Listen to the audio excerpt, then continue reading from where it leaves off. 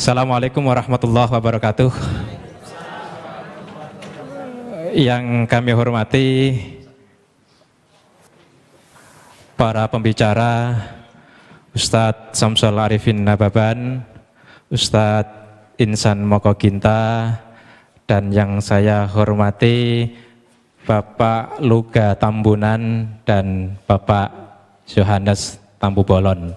Tepuk tangan untuk mereka berempat.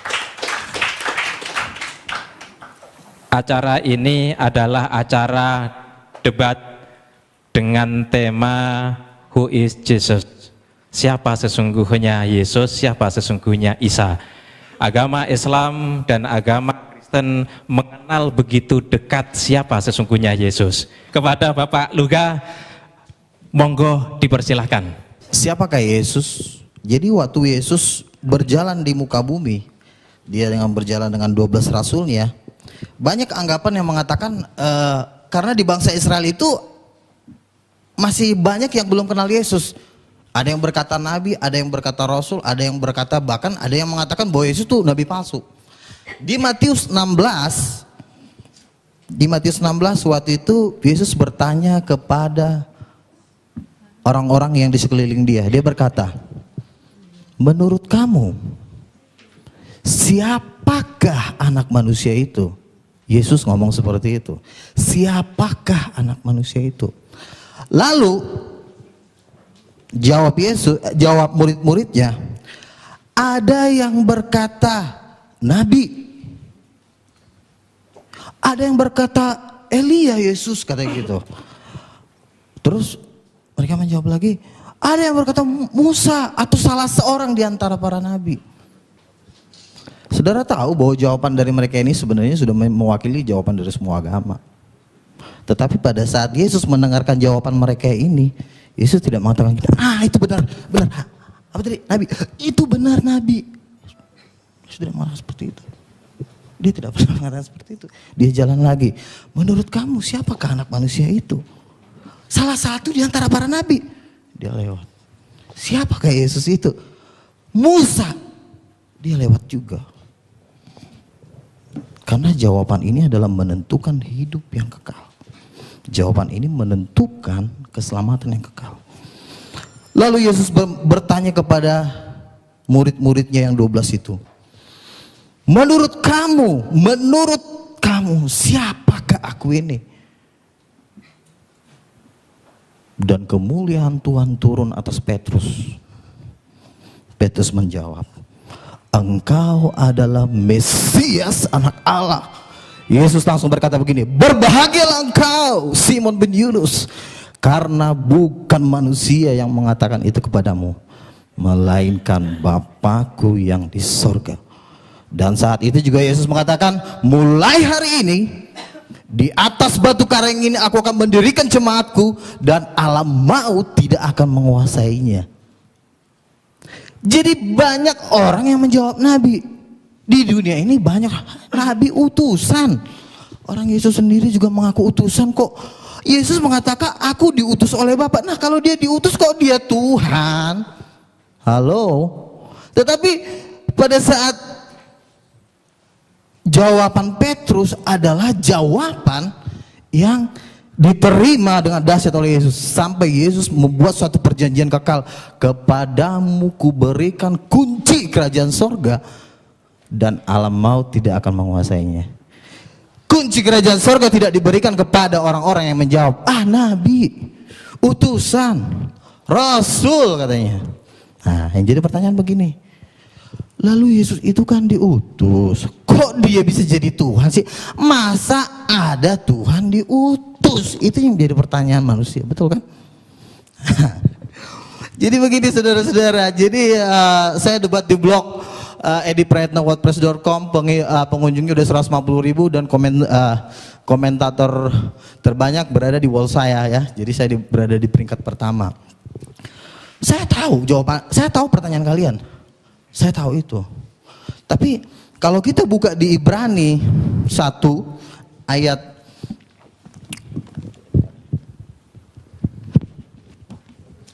Ibrani 1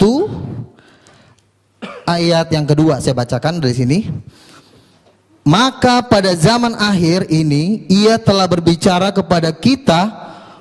Oh, ayat 1 sampai 2 ya, saya baca dari. Setelah pada zaman dahulu berulang kali dan dalam berbagai cara berbicara kepada nenek moyang kita dengan perantara nabi-nabi. Jadi dari dulu Tuhan sudah berbicara kepada manusia itu melalui perantara nabi-nabi. Terus maka pada zaman akhir, berarti ada season kedua nih, habis zaman nabi-nabi baru ada season yang terakhir ya. Maka pada zaman akhir ia telah berbicara kepada kita dengan perantaraan anaknya yang telah ia tetapkan sebagai yang berhak menerima segala yang ada. Jadi Tuhan, Rasul Paulus menjelaskan bahwa dari dulu Tuhan menceritakan tentang dirinya melalui nabi-nabi, tetapi pada perjanjian baru Tuhan berbicara melalui anaknya. Saudara, kalau di dalam kerajaan sorga itu nabi-nabi itu disebut hamba-hamba Tuhan. Tetapi anak Allah itu bukan hamba. Saya adalah anak, saya punya pembantu. Derajat saya sebagai anak dengan pembantu itu beda, karena anak itu darah bapak saya. Jadi pengertian ini yang harus dimengerti. Jadi kalau waktu itu saya pernah debat dengan Dr. Saniumur, anak Allah itu artinya apa sih Pak? Anak Allah itu artinya orang yang disayang Tuhan, lalu langsung diterjemahkan menjadi nabi. Anak Allah tidak bisa langsung diterjemahkan dengan jadi nabi. Dasarnya apa? Karena Yesus mengatakan seperti ini. Pada waktu Yesus berjalan di muka bumi, dia memberikan suatu perintah kepada manusia. Aku diutus oleh Bapa, benar ya, Yesus memang utusan. Tetapi karena Yesus utusan bukan berarti dia langsung jadi nabi. Jangan langsung ditafsir sembarangan. Karena yang bisa berhak menafsirkan kitab para nabi-nabi itu cuma 12 rasul. Makanya dikatakan bahwa Yerusalem baru itu dibangun pondasinya itu nama 12 rasul. Jadi jangan ada satu manusia pun sekalipun dia gelarnya doktor, profesor, mau dari Harvard, mau dari manapun, tidak punya hak menafsirkan kitab para nabi. Jadi yang bisa menafsirkan kitab para nabi itu cuma rasul. Amin saudara. Jadi rasul-rasul inilah yang bisa menjelaskan karena mereka dasar pondasi. Kalau Anda mendengarkan menurut pendapat doktor teologi A, doktor teologi B, dasarnya apa? Kenapa Rasul bisa menjelaskan kitab para nabi? Satu, contoh Rasul Paulus. Rasul Paulus adalah diklaim orang Muslim sebagai pendiri agama Kristen. Jadi katanya Rasul Paulus itulah yang mengatur semua tentang Yesus Tuhan itu di Alkitab. Rasul Paulus menjelaskan tentang Yesus Tuhan. Itu nggak cuma ngomong, saudara. Itu diteguhkan dengan tanda-tanda mujizat. Siapapun tidak boleh menafsirkan kitab para nabi kalau tidak diteguhkan dengan tanda-tanda mujizat. Ada waktu itu Rasul Paulus menginjili seseorang, dia bilang begini, udah kau percaya Yesus Tuhan. Ada juga datang nabi palsu. Udah jangan dengar si Paulus. Paulus itu palsu. Paulus bilang apa? Paulus bilang gini di Kisah Para Rasul, hai anak iblis, buta kau. Buta langsung. Jadi bagaimana mungkin seorang buta ini yang udah dibutakan sama Paulus mengatakan gini sama Paulus, kau palsu ya, dia aja jalan nggak bisa. Paulus udah melakukan suatu tanda mujizat yang dahsyat, makanya kesaksiannya itu bisa dipegang. Jadi nggak cuma ngomong, Tuhan tuh nggak segan dengan gelar Anda doktor. Emang Tuhan takut kalau gelar Anda profesor? Tuhan gak takut, tetapi Tuhan takut apabila engkau disertai Tuhan dan engkau melakukan tanda-tanda mujizat. Mungkin Anda berkata, wah, Joko Bodo juga bisa bikin mujizat. Ini juga bisa bikin mujizat, siapa tuh? Ponari. Saya mau katakan satu hal ya. Tuhan Yesus sudah tahu kalau nanti omongan-omongan seperti itu akan ada di dunia, dia udah tahu banget.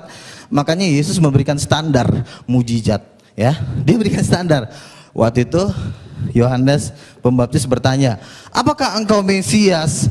Apakah engkau yang akan datang itu? Yesus memberikan standar mujizat kepada murid-murid Yohanes yang diutus ke dia. Dia bilang begini, katakan kepada Yohanes, orang buta melihat, orang lumpuh berjalan, orang mati dibangkitkan, dan kepada orang miskin diberikan tanda-tanda mujizat. Jadi mujizat ini menjadi standar kemuliaan Tuhan. Jadi pertanyaan gini, Joko Bodo juga bisa bikin mujizat. Kalau memang Joko Bodo bisa bikin mujizat, coba bikin aja kayak gitu. Saya nggak pernah dengar mujizat-mujizat seperti yang dikatakan di Matius 9 ayat 8. Bangkitkanlah orang mati, usirlah setan, tahirkan orang kusta, celikkan mata orang buta. Dan ayat ini cuma ada di Alkitab, saudara. Maaf nih saudara, ayat seperti itu tidak ada di Al-Quran. Jadi mujizat, makanya Tuhan mengatakan,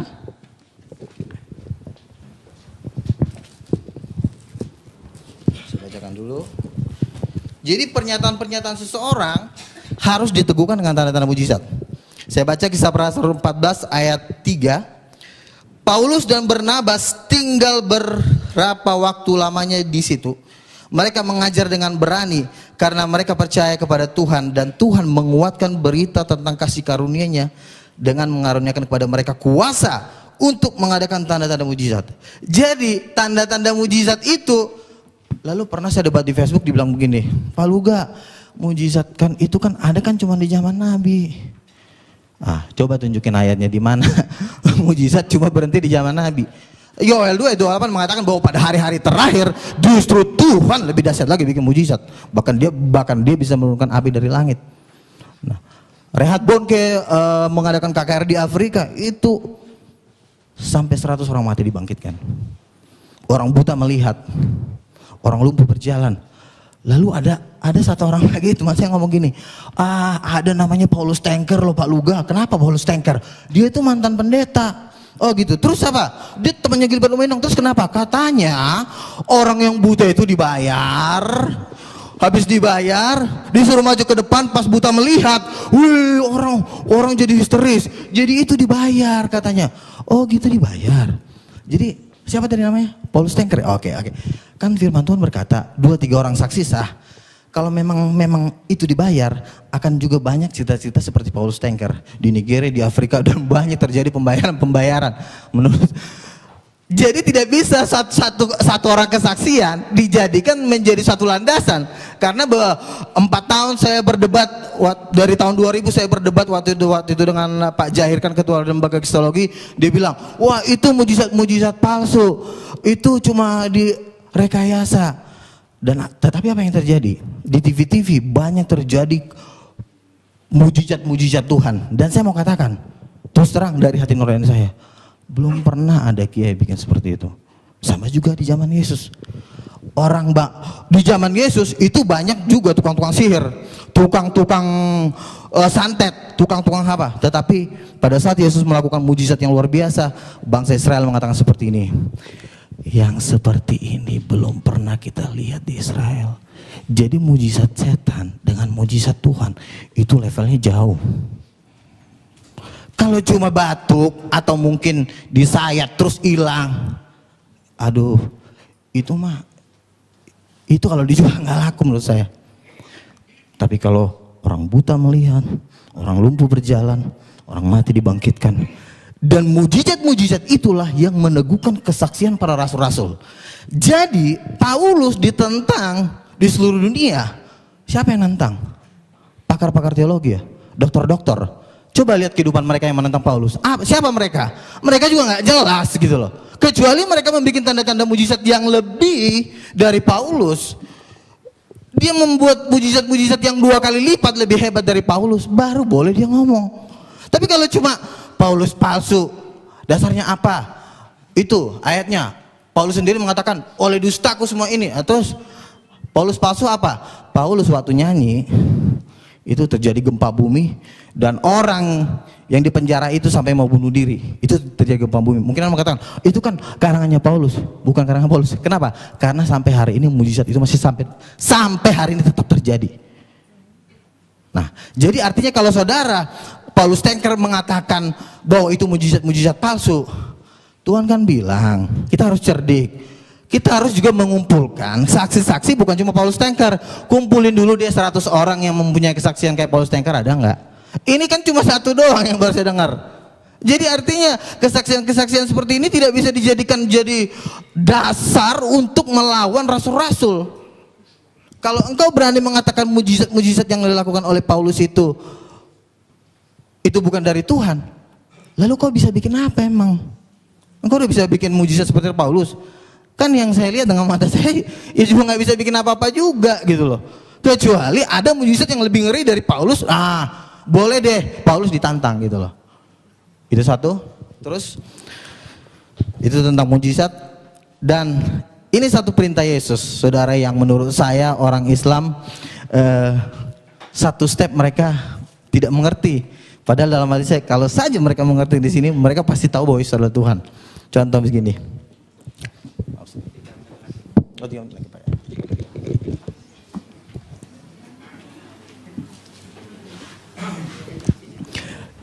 Yesus turun ke bumi, dia memberikan satu perintah. Perintahnya apa?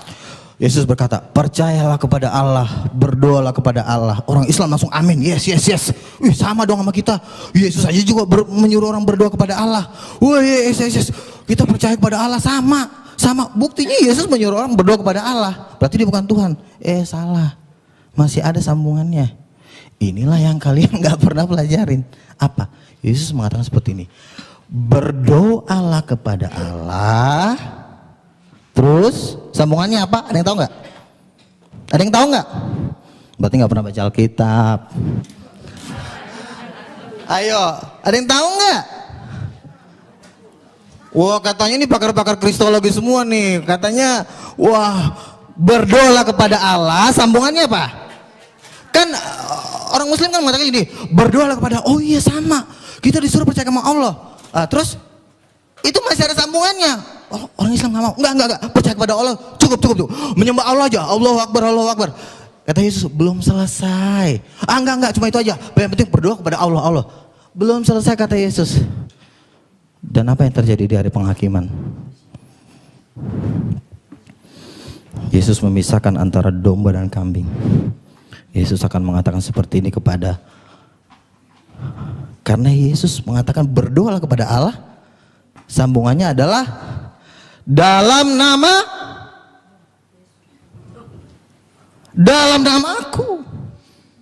Jadi begini, oke. Sembah Allah, Allahu Akbar. Terus kata Yesus, harus pakai dalam namaku. Loh, kenapa harus pakai dalam namaku? Emang Yesus siapa?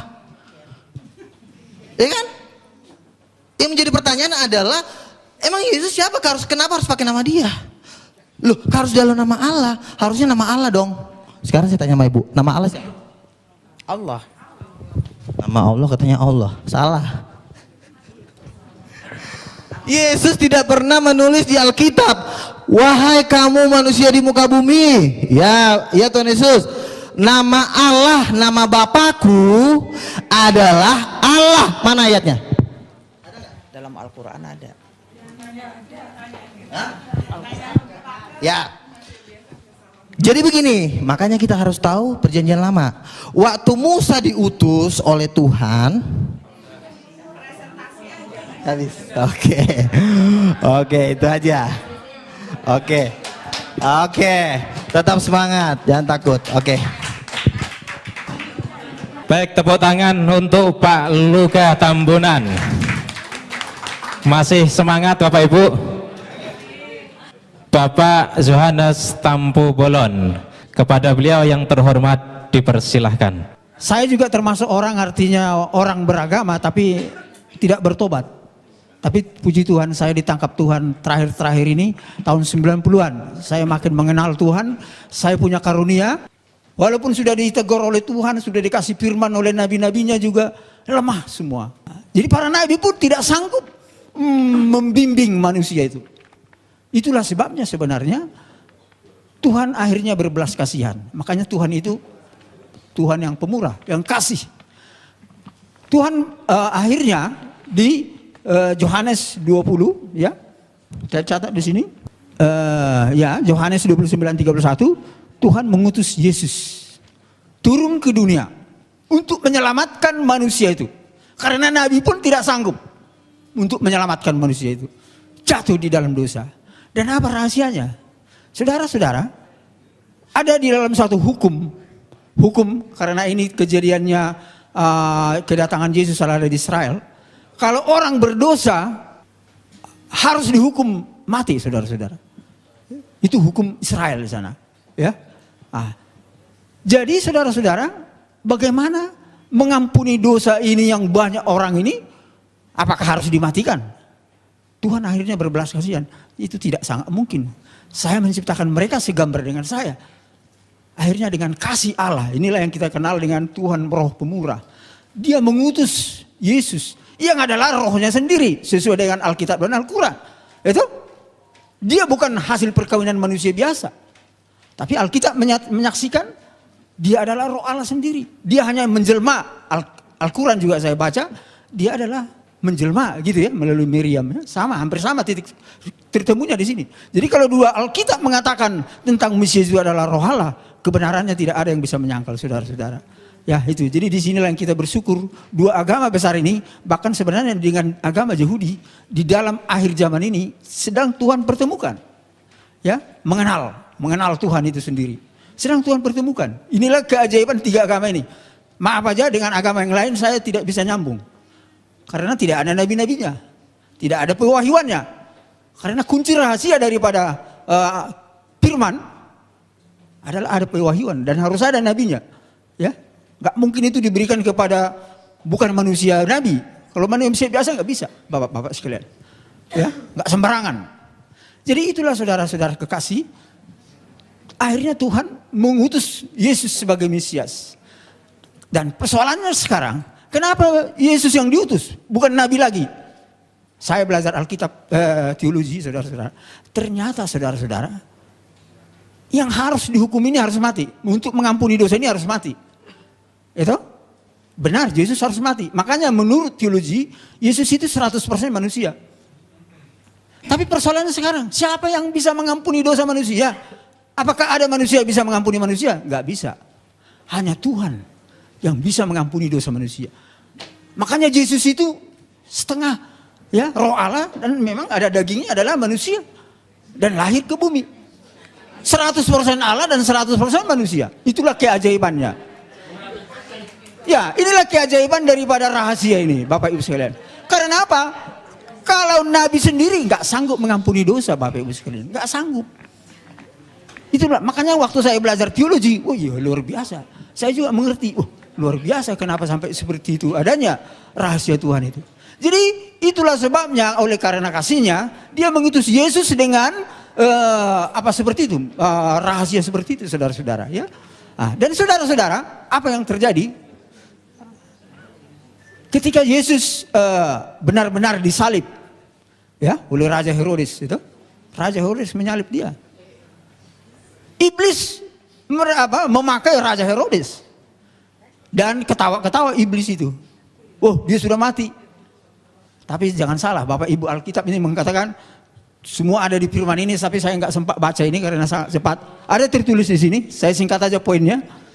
Ketika Yesus tersalib, dia dikubur. 3 hari lamanya dia ke alam maut. Dia berperang dengan iblis di sana. Tapi saudara-saudara, apa yang terjadi? Dia bangkit. Alkitab ada tertulis ya, dia bangkit. Dia berarti menang melawan iblis. Kalau dia tidak bangkit, dia berarti tidak menang melawan iblis. Tapi ternyata bangkit. Bahkan dia naik ke surga. Dan firman-Nya ada dikatakan di sana, saya akan ke surga untuk menyiapkan tempat bagi umat manusia. Menyiapkan tempat. Ya, tetapi dia mengutus Roh Kudus. Itu kunci rahasianya di sini. Kenapa harus diutus Roh Kudus? Karena Roh Kudus inilah yang bisa, kalau kita percaya kepada Isa Al-Masih sebagai Mesias, ini Roh Allah yang bisa menyertai kita tiap hari. Itu ada di hati kita. Itu saudara-saudara, itu kelebihan keunggulan daripada rahasia daripada Yesus diutus ke dunia ini. Ketika dia sudah di sorga sebagai pendoa syafaat, ya, Roh Kudusnya ada di dunia ini terus. Dan sekarang pun saya percaya, kita percaya ada Roh Kudus. Alkitab mengatakan itu, bahkan Al-Quran juga mengakui ada Roh Kudus. Roh Allah, ya, Rohullah. Itu ada di mana-mana. Makanya Tuhan itu ada di mana-mana. inilah yang dinamakan elemen Trinitas. Elemen Trinitas. Bapa, Yesus, dan Roh Kudus. Dan Roh Kudus inilah yang menolong kita ketika percaya kepada Allah. Ya, inilah yang luar biasa. Dan saudara-saudara, para rasul, para nabi disertai Roh Kudus. Kalau tidak ada Roh Kudusnya para nabi, wah itu bukan nabi, saudara-saudara. Bukan rasul itu namanya. Dan saya bersyukur saya telah diurapi oleh Roh Kudus ketika saya percaya kepada Isa. Bahkan saya ada kuasa dan pengalaman menghancurkan kuasa iblis. Oh, luar biasa Bapak Ibu. Kalau kita diurapi oleh Roh Kudus itu sendiri, kita ada kuasa, ada firman-Nya tertulis. Ada kuasa. Bisa, iblis itu bisa kita hancurkan. Kuasanya ya, jangan salah. Bahkan para dukun, maaf aja. Bisa santet-santetnya itu bisa hancur. Dan santet dukun sudah berapa kali saya disantet, enggak mempan. Ada perlindungan Tuhan di dalam saya. Amin. Berapa kali? Jadi itulah bukti daripada kebenaran ilahi daripada Yesus yang menyelamatkan manusia. Itu kan selamat. Saya diselamatkan dari kekuatan gaib. Saya bahkan dikasih kuasa melawan kejahatan ya. Saya bukan dikasih kuasa untuk melawan kebenaran. Enggak. Melawan kejahatan. Bapak Ibu saudara-saudara, walaupun Yesus sudah tersalib dan sudah naik ke surga, iblis itu Bapak Ibu sekalian bertahu sampai sekarang masih bekerja. Saya kira Al-Quran dengan Alkitab sama. Iblis itu masih bekerja. Lihat aja sekarang ini. Banyak konflik, banyak perzinahan, banyak apa lagi? Korupsi. Oh ya, ini pekerjaan iblis saudara-saudara. Jadi dunia ini harus kita selamatkan. Ini rata-rata semua karena tidak mengenal Tuhan. Walaupun kadang-kadang mengenal Tuhan tapi setengah-setengah. Jatuh juga saudara-saudara. Lemah. Bayangkan. Itulah sebabnya saudara-saudara. Kita harus penuh Roh Kudus sebenarnya. Itu rahasia daripada firman Tuhan. Ya, kita penuh Roh Kudus. Dekat dengan Tuhan. Selalu berdoa. Ya, karakter kita harus bagus. Karakter saudara-saudara. Kalau karakter kita seperti iblis. Berantem. Teror. Wah itu seperti iblis. Maaf aja. Sifat iblis itu namanya. Bukan karakter Allah. Karakter Allah pendamai, kasih, mengampuni, memberi. Itu saudara-saudara. Tapi banyak faktor itu ada di saudara kita, ya, saudara kita Islam ya. Roh itu ada. Walaupun kadang-kadang ada roh yang lain-lain, yang mungkin yang tersesat sebagian ya. Saya tahu itu. Enggak semua saya tahu bahwa tersesat. Tapi sebagian lainnya juga banyak yang tersesat. Yang lainnya banyak sudah baik ya. Saya bersyukur ya. Karena sudah banyak karakternya yang seperti karakter Allah. Bukan seperti membenci terus. Menghakimi terus. Menteror terus. Wah itu sifat-sifat iblis Bapak Ibu sekalian. Orang Kristen hampir nggak ada seperti itu. Karena ada Roh Kudus di dalam hati kita. Itu kelebihan dan keunggulan kita. Tapi lebih daripada itu ketika kita di dalam Roh Kudus. Kecerdasan orang Kristen itu luar biasa. Karena roh itu menghidupkan, sehat jasmani, cerdas. Makanya penemu hadiah Nobel rata-rata orang Kristen, rata-rata. Amin. Ini bukan saya menambah, ini fakta. Walaupun saya nggak tahu ada satu muncul sekarang orang dari Ismail ya, 112 ya. Kebanyakan itu orang-orang pengikut Isa Al-Masih saudara-saudara. Dan itulah namanya Yesus itu roh yang menolong dan menyelamatkan. Bahkan memberi kehidupan. Sampai dia cerdas menguasai teknologi sehingga manusia ini bisa hidup. Coba aja nggak ada ilmu pengetahuan. Coba ada nggak ada teknologi. Bagaimana mau hidup manusia ini? Kelaparan semua. Kelaparan semua. Bahkan saudara-saudara, saya ini namanya Yohanes. Bapak itu nama ini ajaib. Bernama Yohanes yang pertama adalah saksi kepada Yesus sebagai Mesias. Kedatangan yang pertama. Saya ini saudara-saudara dengan karunia daripada Tuhan, nubuatan. Saya ini bermimpi, penglihatan, firman rema, mujizat, dan pendengaran, saudara-saudara. Ya, saya ini sudah kelas hamba Tuhan yang istimewa di hadapan Tuhan. Dan bisa menyingkapkan banyak rahasia. Bahkan tugas saya bernama Yohanes adalah menyaksikan Yesus yang datang sebagai hakim dan raja. Ini tugas saya, saudara-saudara. Hakim yang lurus, ada di Alkitab dan di Al-Quran. Itu harus datang. Itulah titik temu dan konsistensi daripada rencana Allah menyelamatkan dunia ini. Dia sebagai Mesias, dan tapi dia harus datang sebagai hakim raja. Karena Bapak Ibu sekalian sampai sekarang ini masih banyak yang menolak Isa Al-Masih, Yesus sebagai jalan yang lurus. Makanya terjadi gempa dan banjir. Itu ada di Alkitab. Nggak tahu, maaf aja saya nggak tahu, nggak pernah di Al-Quran kalau ada puji Tuhan. Itu ada titik temunya, puji Tuhan. Tapi di Alkitab ada. Yesus yang datang sebagai hakim raja itu melalui gempa, api lumpur dan sebagainya. Puji Tuhan, ada titik temunya ya. Ini kebenaran. Dan ini sudah terjadi di Indonesia. Aceh. Apalagi? Jogja, api lumpur dan sebagainya. Dan itulah maksud Tuhan untuk menyelamatkan. Karena apa? Kalau kita lihat dunia ini termasuk Indonesia, tidak hanya Indonesia ya, dunia sedang krisis namanya multidimensi. Saya orang ekonom, makanya Tuhan panggil saya sebagai orang ekonom. Ini yang saya tulis di buku saya ini, bagaimana rahasia menyelesaikan krisis multidimensi. Saya menemukan teori ekonomi yang baru, saudara-saudara. Saya menemukan teologi yang baru.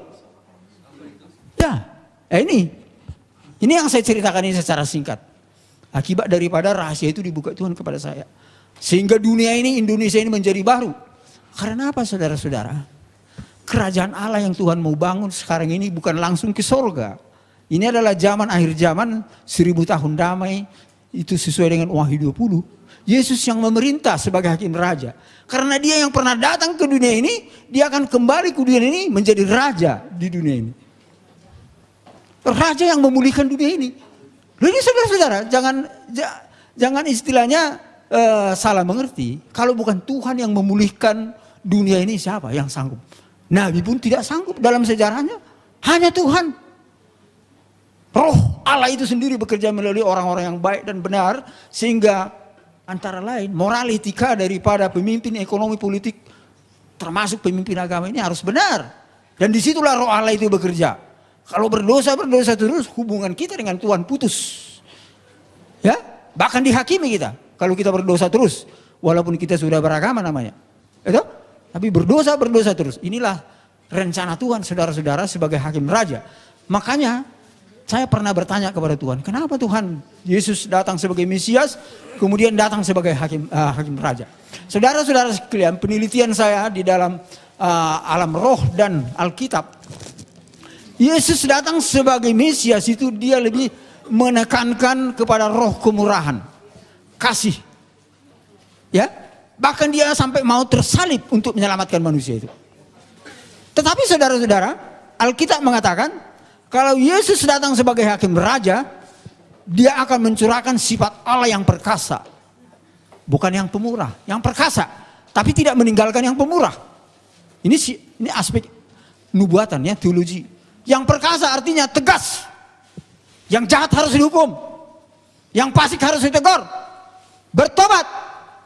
Begitu saudara-saudara. Sampai terjadi gempa banjir itu semua adalah teguran. Bagi orang-orang yang gak percaya Tuhan itu saudara-saudara. Sampai dia semua agama percaya bahwa hakim yang adil itu, jalan yang lurus itu menyatakan dirinya. Kiranya Tuhan memberkati kita semua.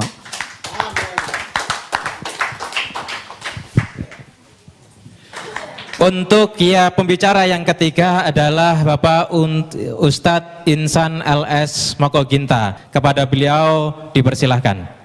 Baiklah. Bismillahirrahmanirrahim. Assalamualaikum warahmatullahi wabarakatuh.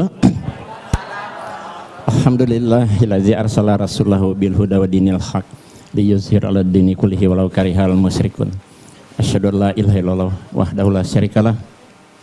Asyhadu anna Muhammadar Rasulullah la nabiyya ba'dah. Amma ba'd. Bapak Ibu hadirin sekalian yang dirahmati oleh Allah Subhanahu wa taala, tadi kita telah mendengarkan paparan dari teman-teman kita pembicara dari Kristen, yaitu Bapak Luga Tambunan dan Pak Yohanes Tampu Bolon. Sebenarnya tema ini bukan hanya who is Jesus, masih ada sambungannya ya. Tema yang sudah kami sepakati saya dengan Pak Luga, who is Jesus? God or prophet? Maksudnya Tuhan atau Nabi ya, gitu Pak ya. Jadi siapakah Yesus, Tuhan atau Nabi? Nah, tadi kedua pembicara telah mempresentasikan tentang Yesus sebagai Tuhan dengan segala kelebihannya. Tapi untuk membantahnya nanti sebentar saja. Saya akan mempresentasikan dan membuktikan bahwa Yesus itu benar-benar nabi, bukan Tuhan, berdasarkan Alkitab. Setelah saya akan menggunakan Alkitab atau Bible untuk membuktikan bahwa Yesus itu nabi, bukan Tuhan, ya. Baik, kita lihat sini. Siapa yang paling tepat menjelaskan status Yesus Tuhan atau nabi dalam Alkitab atau Bible? Siapa yang paling pas? Ya, tentu saja jawabannya Allah, Yesus, dan mereka yang hidup sejaman dengan Yesus. Tentu kesaksian Allah dan Yesus itu paling kuat. Ya kan? Kemudian kesaksian dari orang-orang yang hidup sejaman dengan Yesus. Nah, saya akan memulai dari kesaksian yang paling rendah. Orang-orang yang hidup sejaman dengan Yesus. Karena mereka lah yang bergaul langsung dengan Yesus. Ya, beda dengan Pak Luga dan Pak Yohanes hidup 2000 tahun kemudian. Ya, tentu kesaksian orang yang bergaul dengan Yesus, yang berbicara langsung dengan beliau, mereka paling tahu siapa Yesus itu. Baik, kita lihat kesaksian orang yang hidup sejaman dengan Yesus mengatakan siapa Yesus itu pada saat itu. Matius 21 ayat 11. Dan orang banyak itu menyahut, inilah Nabi Yesus dari Nazaret di Galilea. Itu kan tertulis di Injil. Saya akan 100% menggunakan Bible. Inilah Nabi Yesus dari Nazaret di Galilea. Markus 14 ayat 65. Lalu mulailah beberapa orang meludahi dia dan menutupi mukanya dan meninjunya sambil berkata kepadanya, hai Nabi, cobalah terka. Malah para pengawal pun memukul dia. Jadi mereka yang hidup sejaman Yesus mengatakan Yesus Nabi. Nabi Yesus. Ya. Tapi orang Kristen tidak mau mengatakan Nabi Yesus. Kalau Nabi Isa. Nabi Isa. Kalau Yesus Tuhan Yesus katanya. Tapi kalau kami dalam Islam ya Nabi Isa. Berarti Yesus itu Nabi. Nah, selanjutnya kita lihat. Banyak ayat-ayat yang berbicara seperti ini. Katanya kepada mereka, apakah itu? Jawab mereka, apa yang terjadi dengan Yesus orang Nazaret? Dia adalah seorang nabi. Yohanes 7 ayat 40, berapa orang di antara orang banyak yang mendengarkan perkataan-perkataan itu berkata, dia ini benar-benar seorang nabi. Ya, ia adalah seorang nabi. Jadi, mau diulang yang tadi?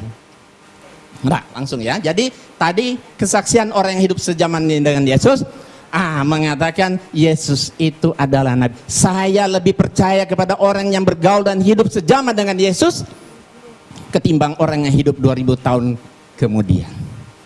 Kemudian Yesus sendiri yang memberi kesaksian. Ini derajat lebih tinggi karena Yesus sendiri yang memberi kesaksian.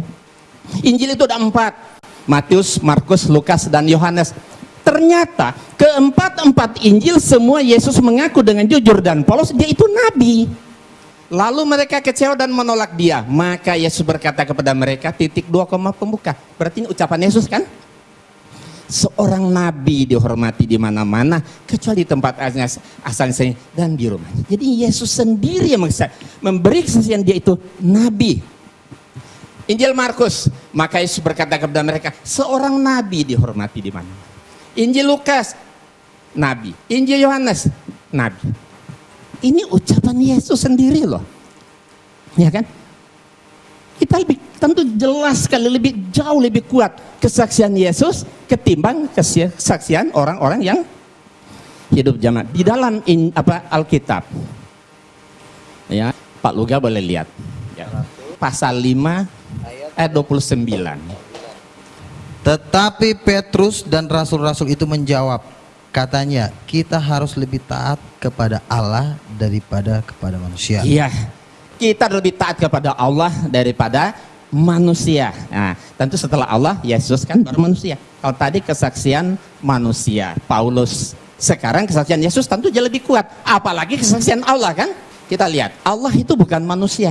Di dalam Alkitab 1 Samuel 15:9 lagi sang mulia dari Israel tidak berdosa dan ia tidak tahu menyesal sebab ia bukan manusia. Aku tidak akan melaksanakan murkaku yang bernyalanya. Itu tidak akan membinasakan Efraim kembali. Sebab aku ini Allah dan bukan manusia. Nah, kemudian lihat, saksian Allah lebih kuat tadi kan. Nah, di dalam Ulangan 4 ayat 3, engkau diberi melihatnya untuk mengetahui bahwasanya Tuhanlah Allah, tidak ada yang lain kecuali Dia. La ilaha illallah. Ulangan 4:39, sebab itu ketahuilah pada hari ini dan camkanlah bahwa Tuhanlah Allah yang di langit, di atas dan di bumi dan di bawah, tidak ada yang lain. La ilaha illallah. Kemudian Ulangan 6 ayat 4, dengarlah hai orang Israel, Tuhan itu Allah kita, Tuhan itu Esa. Esa berarti satu, bukan dua, bukan dia. Kesaksian Allah lebih kuat. Tadi sudah dibacakan tadi kan?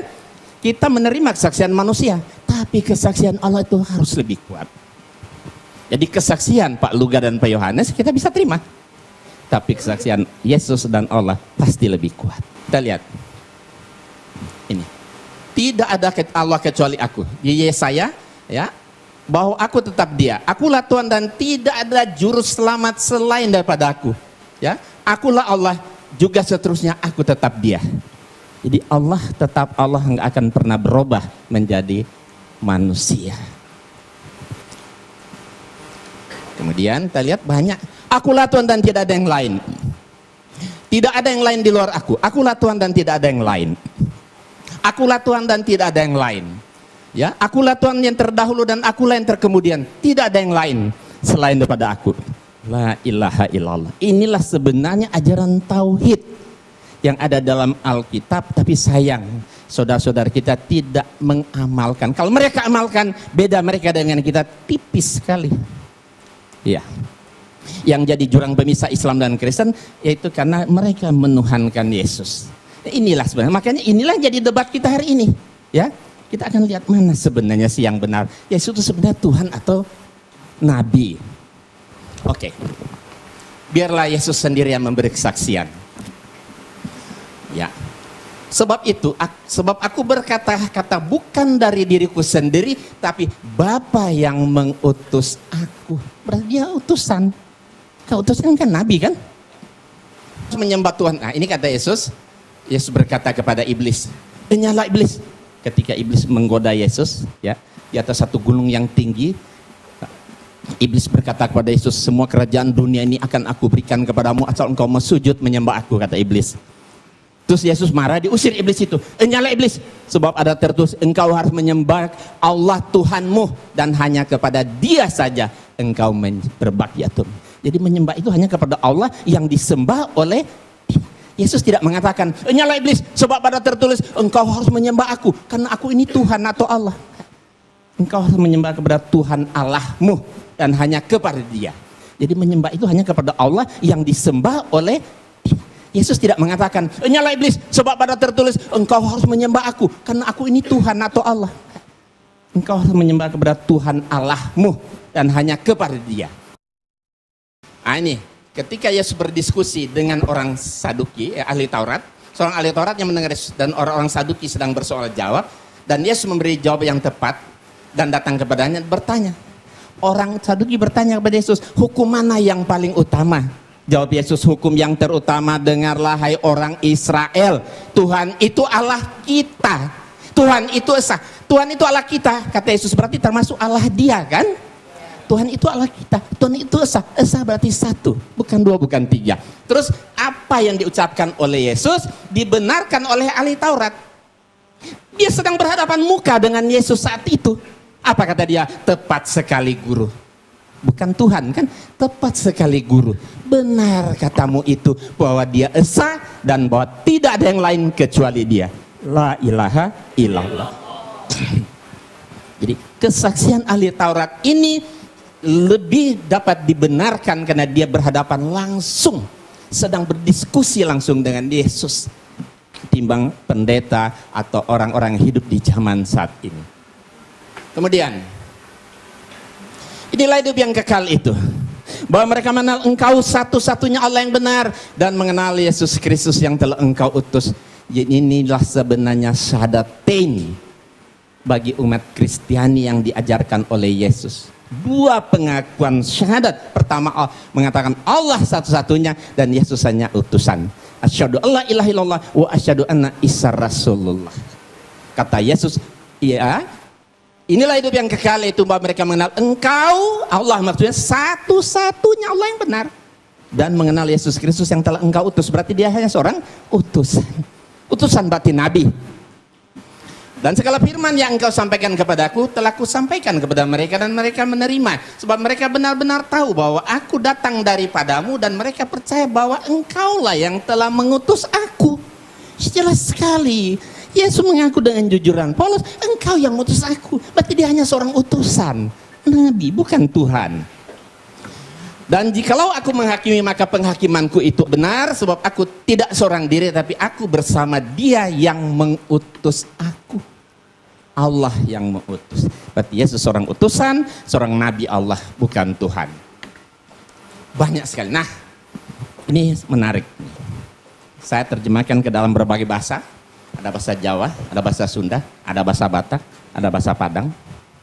Ini ucapan Yesus ya. Ini Yesus sendiri berkata, Aku tidak dapat berbuat apa-apa dari diriku sendiri. Aku menghakimi sesuai dengan yang apa aku dengar. Dan penghakimanku adil. Sebab aku tidak menuruti kehendakku sendiri, melainkan kehendak Dia yang mengutus aku. Aku orang bisa nindake apa-apa sakader karep kude. Aku nggak bisa. Ya kan? Ini bahasa Sunda. Ya.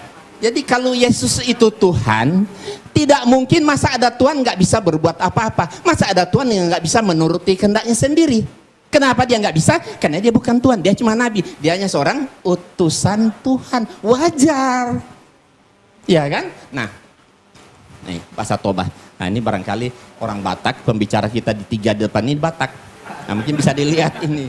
Ya, Batak Toba. Artinya sama seperti tadi. Ini ada orang Padang, Ambo indak dape, doh mampa buat. Aku nggak bisa berbuat apa-apa. Ya enggak mungkin ada Tuhan yang nggak bisa berbuat apa-apa dong. Ya kalau menempatkan Yesus jadi Tuhan jadi lemah ini kan. Kenapa Yesus nggak bisa? Karena dia bukan Tuhan, dia hanya seorang nabi, utusan Allah, Rasulullah. Nah baik, kita lihat ini ya. Sudah kita perhatikan artinya tadi. Nah sekarang kita lihat. Setiap yang tidak bisa berbuat apa-apa atas dirinya sendiri pasti bukan Tuhan. Yesus tidak bisa berbuat apa-apa atas dirinya sendiri, berarti Yesus bukan Tuhan. Setiap yang tidak bisa menuruti kehendaknya sendiri berarti pasti bukan Tuhan. Yesus tidak bisa menuruti kehendaknya sendiri, berarti Yesus bukan Tuhan. Setiap yang mengaku diutus oleh Tuhan, pasti bukan Tuhan. Yesus mengaku diutus oleh Tuhan, berarti Yesus bukan Tuhan. Mudah kan? Nah, jadi kesimpulannya, Yesus bukan Tuhan, tapi dia seorang nabi. Terakhir, satu lagi. Yesus sangat ketakutan kepada malaikat. Ya, di sini kita bisa lihat ini ayat Bible. Kita bukan merendahkan Yesus, tapi mendudukkan Yesus pada posisinya yang benar. Ya. Kalau Yesus itu Tuhan, masa ada Tuhan takut sama malaikat? Tentu nggak wajar kan? Tapi kalau dia nabi, wajar. Maka seorang malaikat dari langit menampakkan diri kepada Yesus. Ya, untuk memberi kekuatan kepadanya. Ya, Yesus sangat ketakutan dan semakin bersungguh-sungguh berdoa. Peluhnya bagaikan keringat darah yang bertetesan ke tanah. Perhatikan, Yesus ketakutan kepada malaikat. Nah, kita lihat di sini Injil bahasa Sunda dan Jawa. Ya silakan baca yang orang Jawa sama orang Sunda.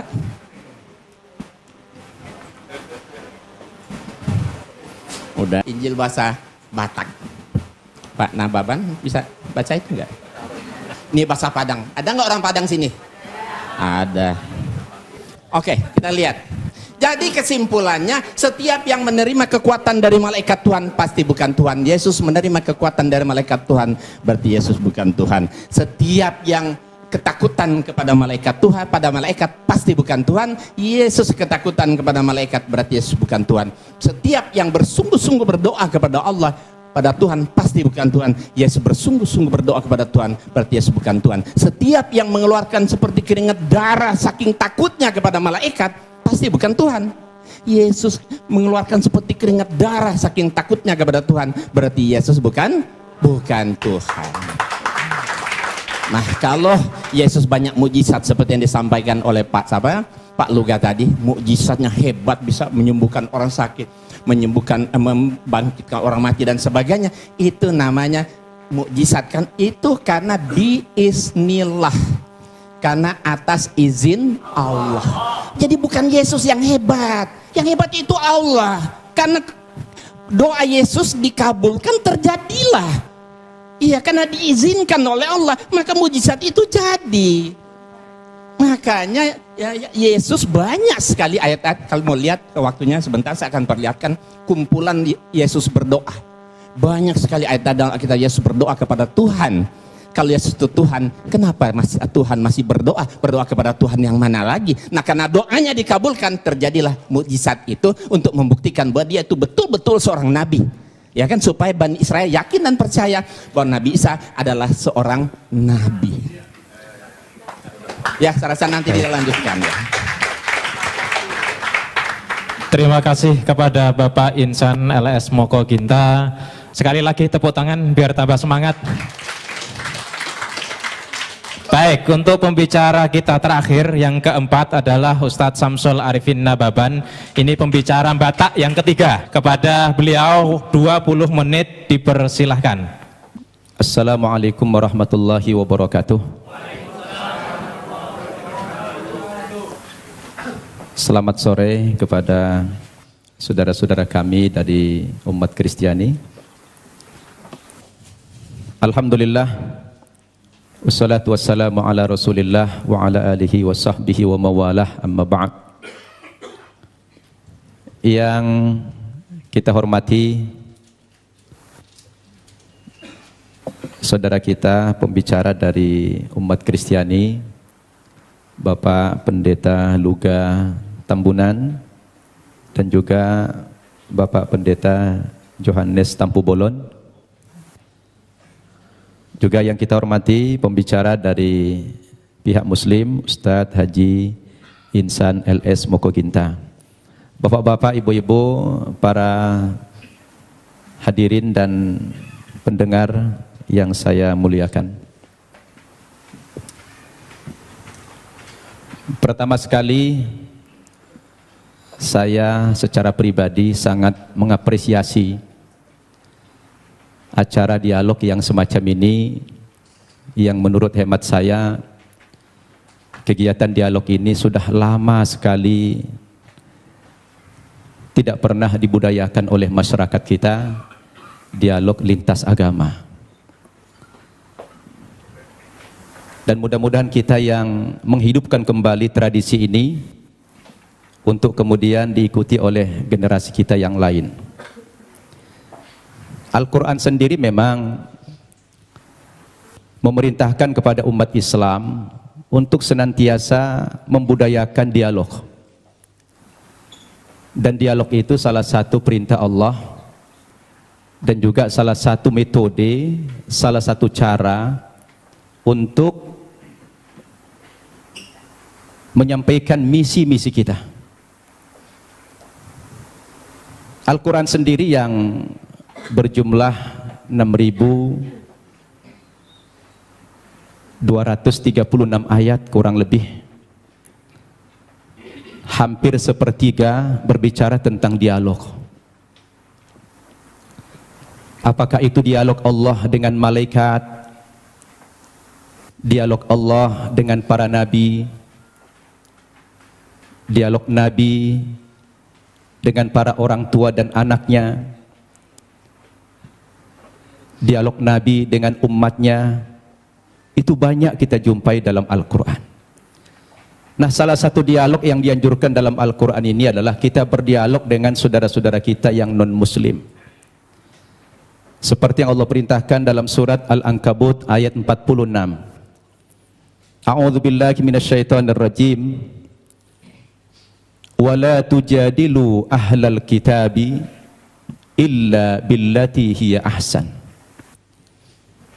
Janganlah kamu berdebat dengan orang-orang Yahudi dan Nasrani atau orang ahli kitab, terkecuali dengan cara yang terbaik, bukan baik, Al-Quran memerintahkan bukan baik, tetapi harus dengan cara yang terbaik. Kalau sudah terbaik ini dalam segala aspek, pilihan materinya,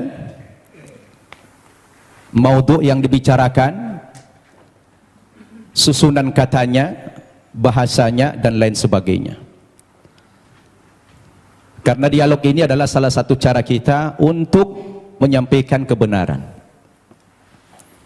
Demikian juga dalam surat An-Nahl ayat 125. Allah mengatakan, A'udzubillahi minasyaitonir rajim. Ud'u ila sabili rabbika bil hikmah wal mau'izatil hasanah wajadilhum billati hiya ahsan. Ajaklah manusia itu ke jalan Tuhanmu, kepada kebenaran, kepada Islam. Dengan cara apa kita mengajak mereka? Yang pertama kata Allah, bil hikmah, dengan penuh kebijaksanaan. Yang kedua, dengan memberikan nasihat-nasihat dan pelajaran-pelajaran yang berguna, yang bermanfaat, yang mudah dicerna. Dan yang ketiga, kepada orang yang berbeda keyakinan dengan kamu, kata Allah, wajadilhum billati hiya ahsan. Berdialog atau berdebat dengan mereka, tetapi dengan cara yang terbaik, kata Allah. Jadi dialog itu sebetulnya dalam Islam, Pak Tambunan, Pak Tampu Bolon, merupakan perintah agama yang harus dibudayakan. Bahkan Allah sendiri ketika hendak menciptakan manusia ini dialog dulu dengan malaikat.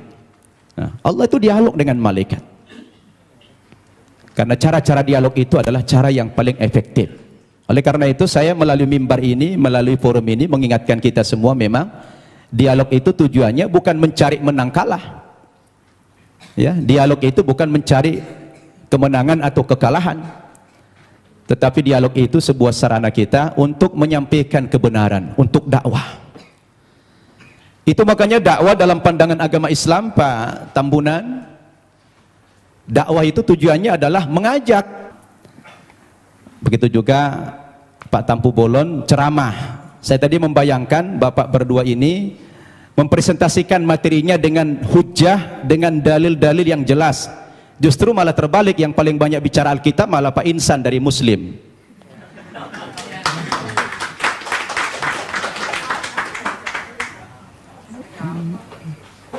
Itu yang kita harapkan tadi. Saya pun pengen tahu banyak, tapi sudah terlanjur beliau tadi mempresentasikan dengan gaya retorika, gaya ceramah, ya apa boleh buat ya. Saya tadi berharap dialog ini dengan cara-cara yang ilmiah, tidak dengan ceramah, tapi menggunakan dalil. Ada dua dalil yang bisa kita pakai. Pertama, dalil nakli, teks atau konsep. Yang kedua, dalil akli, akal atau logik. Dua hal ini bisa menangkap kebenaran yang sedang kita diskusikan hari ini, yang mengambil tema siapa itu Yesus, Tuhan atau Nabi. Baik Bapak Ibu yang saya muliakan, agar tidak terkesan mengulang materi yang sudah disampaikan pembicara terdahulu, saya akan masuk kepada materi yang lain dengan tema yang sama. Sebetulnya kepada saudaraku umat Kristiani, ketika kita bicara Yesus dalam bahasa Alkitab, Isa dalam bahasa Al-Quran, itu hanya perbedaan bahasa saja. Kedudukan Nabi Isa atau Yesus dalam Islam itu sangat terhormat, sangat mulia sekali. Bahkan kami bukan sekedar menghormati atau memuliakan Nabi Isa, tetapi Nabi Isa itu menjadi salah satu rukun iman kami, yang kami tidak sah menjadi seorang muslim apabila mengingkari kerasulan Nabi Isa itu. Tetapi memang kedudukannya dalam Islam, Nabi Isa itu adalah seorang nabi, seorang utusan Tuhan, bukan sebagai Tuhan, bukan pula sebagai anak Tuhan, seperti yang diimani oleh saudara kita umat Kristiani. Berdasarkan dalil yang begitu banyak, baik dengan pendekatan Al-Quran maupun pendekatan Alkitab. Saya ulangi, umat Islam wajib beriman kepada Yesus.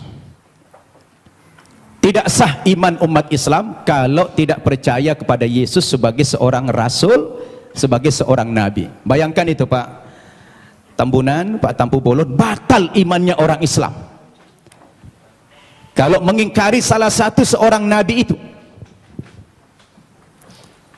Makanya dalam sharing saya dengan umat kita Nasrani, saya selalu katakan begini,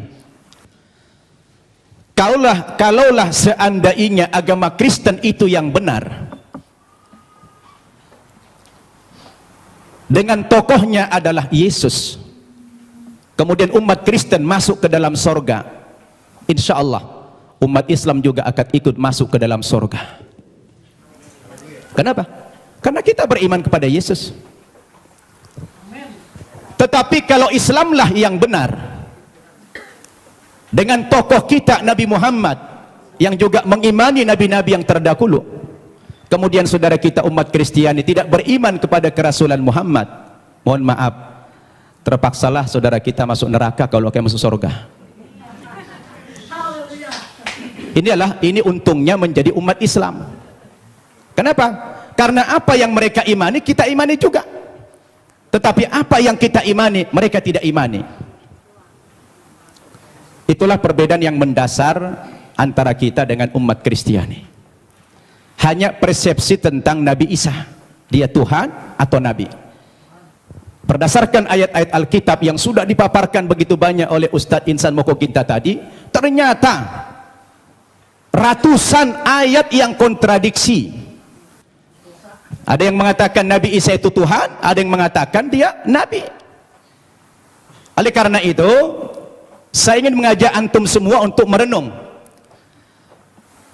Ketika kita berbicara Yesus itu Nabi atau Tuhan, apa yang menjadi parameter kita? Siapa yang paling punya otoritas membicarakan tokoh ini, Tuhan atau Nabi? Menurut hemat saya, yang paling punya otoritas bukan pribadi-pribadi, bukan manusia, bukan pendeta, bukan ustadz, tetapi yang paling punya otoritas membicarakan tokoh ini mestinya adalah sumber agama itu sendiri, yaitu Alkitab atau Al-Quran. Betul tidak? Harus sumber agamanya itu yang menjadi tolok ukur. Sekarang kita pertanyakan, dari dua kitab suci ini, Al-Quran maupun Alkitab, yang mana yang memenuhi kriteria sebagai sebuah kitab suci? Nah, ini perlu kita uji. Ini perlu kita uji. Kita capek bicara ngalur ngidul, mengangkat dalil-dalil. Kalau dalil itu tidak representatif, tidak rasional, saya pikir juga percuma. Sekarang kita harus bicara dari dua kitab suci ini. Kenapa dikatakan dia kitab suci? Coba Bapak Ibu saya tanya. Ada buku? Coba ada buku? Coba buku. Ya, itu aja, taruh, minjam dulu. Ya. Bapak Ibu saya tanya. Ini kata lainnya apa? Kitab suci. Oke. Ini apa namanya? Buku. Buku kan? Bapak Ibu saya tanya, ini sama ini bahan bakunya sama tidak? Sama-sama apa? Sama-sama kertas. Kenapa dalam penamaan jadi beda? Yang ini dikatakan kitab suci, yang ini dikatakan buku. Kenapa jadi beda namanya? Padahal bahan bakunya sama-sama kertas. Yang membedakan apanya? Ternyata yang membedakan kontennya, isinya. Dia dikatakan kitab suci karena memuat firman-firman Tuhan Zat yang Maha Suci. Kenapa dikatakan ini buku? Karena dia adalah buatan manusia dan manusia tidak ada yang suci. Betul tidak? Sekarang mari kita uji. Kalau kita sepakat apa yang membedakan buku dengan kitab suci adalah terletak pada kontennya. Kalau kitab suci itu adalah memuat firman-firman Tuhan. Ketika kita uji Bapak Ibu, 5 kriteria minimal kalau kita ingin menguji apakah kitab suci itu benar apa tidak. Yang pertama, sebuah kitab suci itu akan dikatakan benar apabila dia murni datang dari Allah, 100% datang dari Allah. Dan tidak ada intervensi manusia di dalam kitab suci itu dalam bentuk kontennya setinggi apapun otoritas manusia itu. Betul tidak? Termasuk di dalamnya Nabi. Makanya kalau kita baca Al-Quran, ini 100% firman Tuhan. Tidak ada perkataan Nabi Muhammad di sini. Perkataan Nabi Muhammad dimuat dalam hadis namanya. Tidak ada satu ayat pun di sini sumbangan Nabi Muhammad dalam bentuk isi. Ini adalah wahyu Tuhan 100%. Akan berbeda kalau kita baca ini Alkitab, di sini sudah tercampur, di sini ada perkataan Tuhan, di sini ada perkataan Nabi, di sini ada perkataan Rasul Paulus, di sini ada perkataan murid-muridnya, tercampur. Lalu di mana letak kesuciannya yang dikatakan kriteria kitab suci itulah murni datang dari Tuhan. Itu satu. Yang kedua, kriteria kitab suci itu dikatakan benar apa tidak? Apabila kitab suci itu ditulis pada zaman kitab suci itu datang, yang diterima oleh Nabi yang menerima kitab suci tersebut. Saya tanya, Al-Quran kapan ditulis? Ketika Nabi Muhammad masih hidup. Dia suruh sahabat menulis Al-Quran. Karena dia tidak bisa membaca, tidak tahu menulis, dia minta bantuan sahabat, sahabat menulis. Dan dia hidup sezaman dengan Nabi. Begitu selesai ditulis oleh sahabat, dikonfirmasi tulisan dengan bacaan Nabi. Sama apa tidak? Di cross check. Supaya tidak terjadi manipulasi. Kenapa? Karena kitab suci itu jadi pedoman. Sekarang Alkitab kita tanya, kapan ditulis? Lalu siapa tokoh yang menerima Alkitab? Alkitab ditulis bukan pada zaman Nabi Isa masih hidup.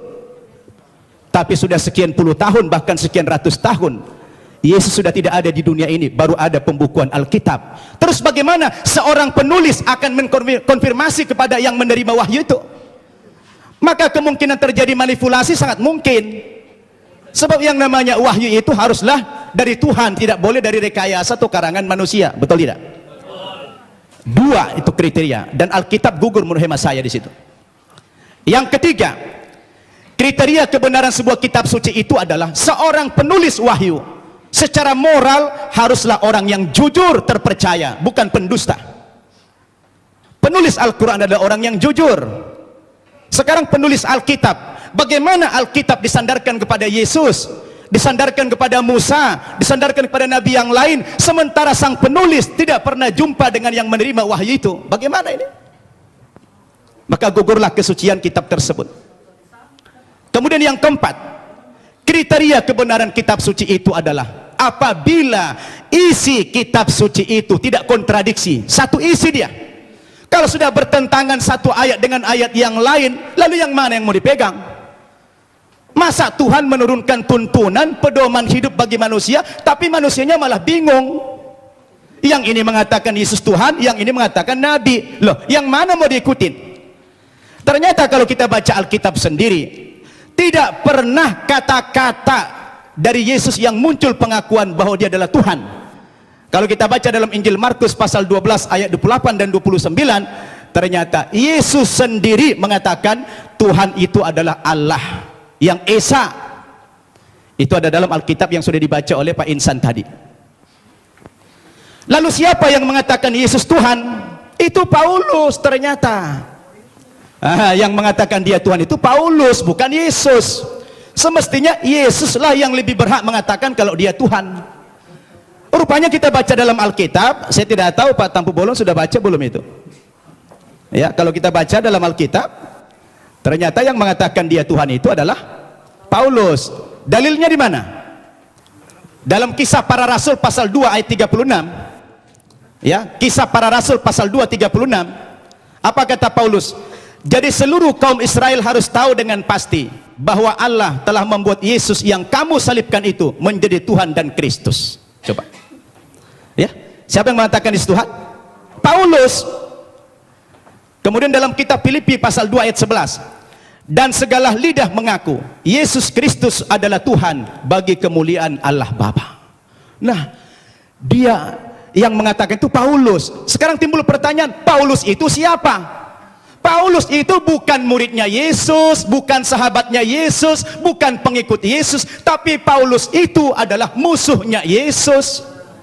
Nah, ini dia. Dan saya baca dalam Alkitab, ternyata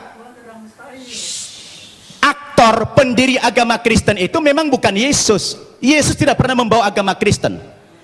Yang mengatakan kata-kata Kristen itu adalah Paulus dalam Kisah Para Rasul pasal 11 ayat 25. Ketika dia mengajar di Antioquia lah pertama kali murid-murid itu dipanggil sebagai Kristen. Kristen artinya pengikut Kristus. Kristus artinya adalah juru selamat atau Al-Masih dalam Islam. Jadi Bapak Ibu yang saya muliakan, ini yang perlu kita jadikan sebagai alat ukur apakah Yesus Tuhan atau tidak. Kalau sudah kembali kepada Alkitab, saya pikir jelas semuanya. Maka kembali kepada kriteria yang tadi. Apa kriteria kebenaran sebuah kitab suci itu? Terakhir,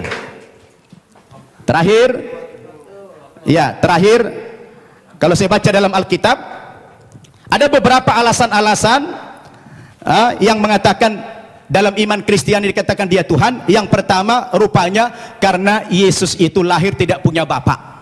Karena ajaib dia lahir sehingga dianggap Tuhan. Nah, kalau kita bicara logik, sebenarnya Nabi Adam itu lebih berhak menjadi Tuhan karena dia tidak punya bapak, tidak punya ibu. Yang kedua, dikatakan Nabi Isa atau Yesus itu pernah menghidupkan orang mati, lalu dikatakan Tuhan.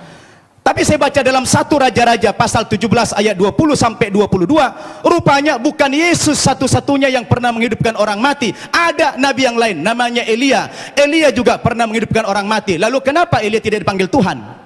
Ini menjadi pertanyaan yang menarik sekali. Sayang sudah dekat, saya sudah habis waktunya.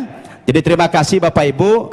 Mudah-mudahan dialog kita terus berkembang. Wassalamualaikum warahmatullahi wabarakatuh. Waalaikumsalam warahmatullahi wabarakatuh.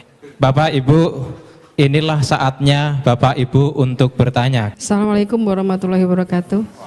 Nama saya Winda dari BSD. Saya mau menanggapi masalah yang kita di Islam adalah kita diperintahkan juga dihimbau untuk berdebat seperti yang dikatakan bermusyawarah kepada Islam. Saya sering bermusyawarah dengan teman saya di Malang. Dia orang Kristiani, bergereja di Betani, dan dia mengaku sekolah pendeta. Saya sering berdialog dengan dia dan pernah saya mengatakan dalam kasus penghinaan Nabi Muhammad ini, akhir-akhir ini saya pernah bertanya kepada dia, apa pendapatmu jika agamamu dinodai? Kemudian dia menjawab, Kristen bukan agama. Nah, dari situ saya bertanya-tanya, kalau memang Kristen itu bukan agama, lalu Yesus yang diimani oleh orang Kristiani sebagai Tuhan itu sebagai apa? Sedangkan kalau di Islam kan sudah jelas bahwasanya Islam adalah dinullah, agama Allah, salah satunya agama Allah yang diridhoi Allah. Tapi kok dengan dia berbicara seperti itu, teman saya yang itu bagaimana menurut Bapak dari Kristiani ini? Gitu, makasih. Adalah Allah, dan Allah itu adalah firman. Firman itu adalah roh. Jadi satu, tiga menjadi satu gitu. Jadi di sini dikatakan juga kalau saya nggak mau berdebat ya. Suami saya juga dulu Muslim. Suami saya Muslim selama 38 tahun pernikahan. Kami menjalani dengan sangat luar biasa. Dia Muslim, saya Kristen. Sampai satu saat sendiri, dia sendiri yang mau jadi Kristen. Tidak pernah saya suruh. Karena tidak ada paksaan kepada agama. Dan Kristen itu memang, Yesus itu adalah jalan keselamatan. Karena dia berkata, akulah jalan hidup dan kebenaran. Tidak ada yang sampai kepada Bapa kalau tidak melewati aku gitu ya. Di kitab Yohanes 13 ayat 13 dikatakan, kamu menyebut aku guru dan Tuhan. Dan katamu itu tepat, sebab memang akulah guru dan akulah Tuhan. Jadi di situ dia katakan juga dia guru dan dia Tuhan. Dia katakan nabi, dia katakan segala macam dia dikatakan. Bahkan dihina, dipukul, diludahi, tendang. Tapi apa dikatakan waktu di kayu salib? Ampunilah mereka, karena mereka tidak tahu apa yang diperbuat mereka. Kenapa kok takut dia Yesus sama malaikat? Yesus itu adalah 100% manusia, 100% malaikat. Jadi waktu dia menjadi manusia, dia lemah. Siapapun kita, waktu kita menghadapi kematian, kita takut, ya. Jadi sebagai manusia, dia takut. Dia takut, tetapi sebagai Allah dia tidak takut.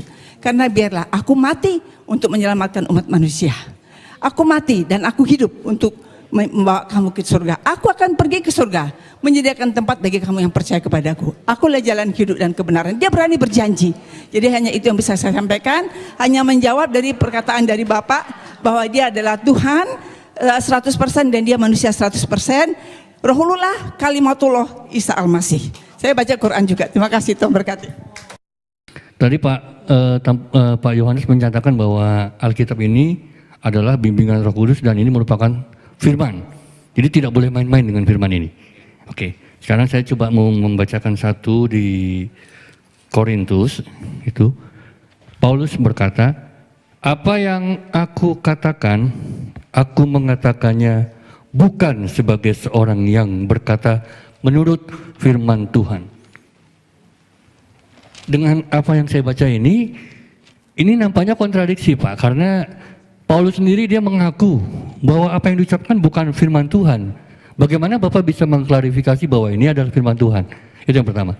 Dengan Pak Luga, tadi mengenai utusan Pak, tadi kita rame bicara mengenai utusan Yesus, utusan atau Tuhan. Di 13:13 yang tadi Ibu sampaikan tadi, itu Yesus berkata, aku guru dan aku Tuhan. Ya.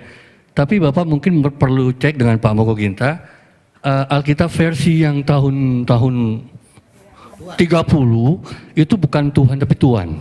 Ya, jadi penambahan kata H itu berdampak sangat luar biasa. Tuan Wisaksono menjadi Tuhan Wisaksono. Itu sangat bertentangan sekali, Pak. Oke, terus menyambung sedikit lagi di 13 Yohanes, masih di Yohanes juga, Yohanes 13 ayat 16. Menurut saya sih ini ungkapan Yesus juga yang sangat jelas mengenai jati dirinya. Di mana Yesus berkata bahwa seorang utusan, dia utusan, ya. Tapi menyatakan dengan jelas, utusan itu tidak lebih tinggi daripada yang mengutus.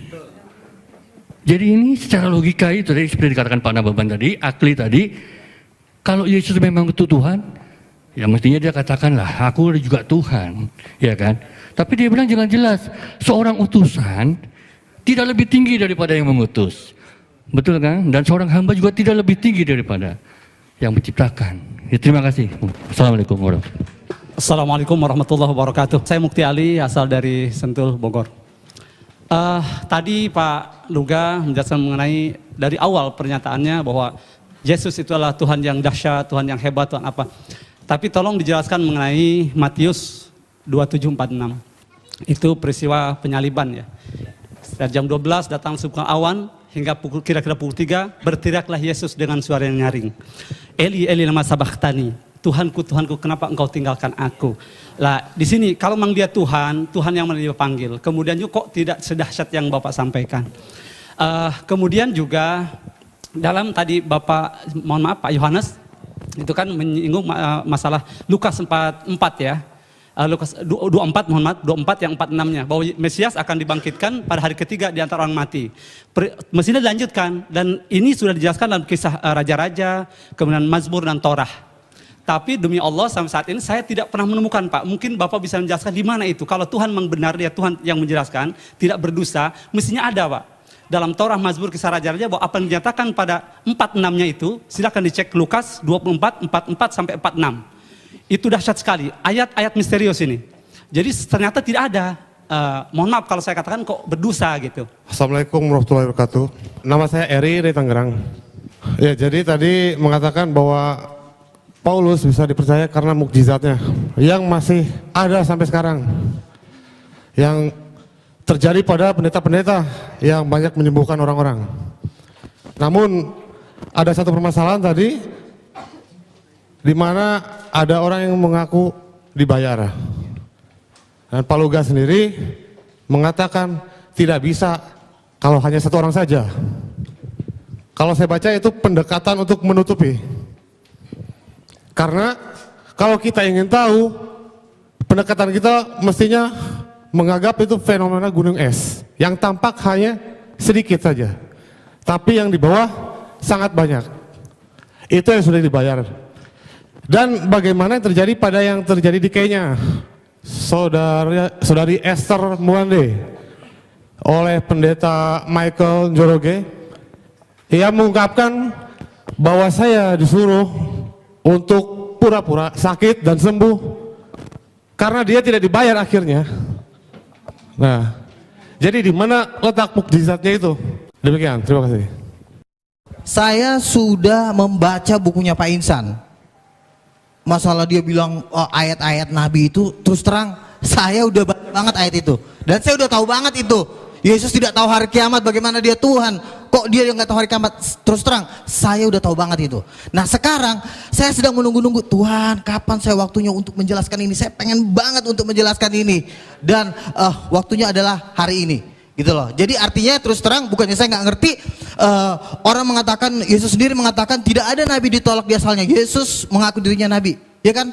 Saya ngerti banget ayat itu. Tapi satu hal ada yang tidak sanggup kalian pahami. Karena firman Tuhan berkata bahwa Alkitab itu harus dimengerti dengan Roh Kudus. Daniel 1 ayat 20 dikatakan orang yang bisa mengerti firman Tuhan itu dikaruniai 10 kali lebih cerdas. Artinya membutuhkan hikmat Tuhan yang jauh lebih dahsyat.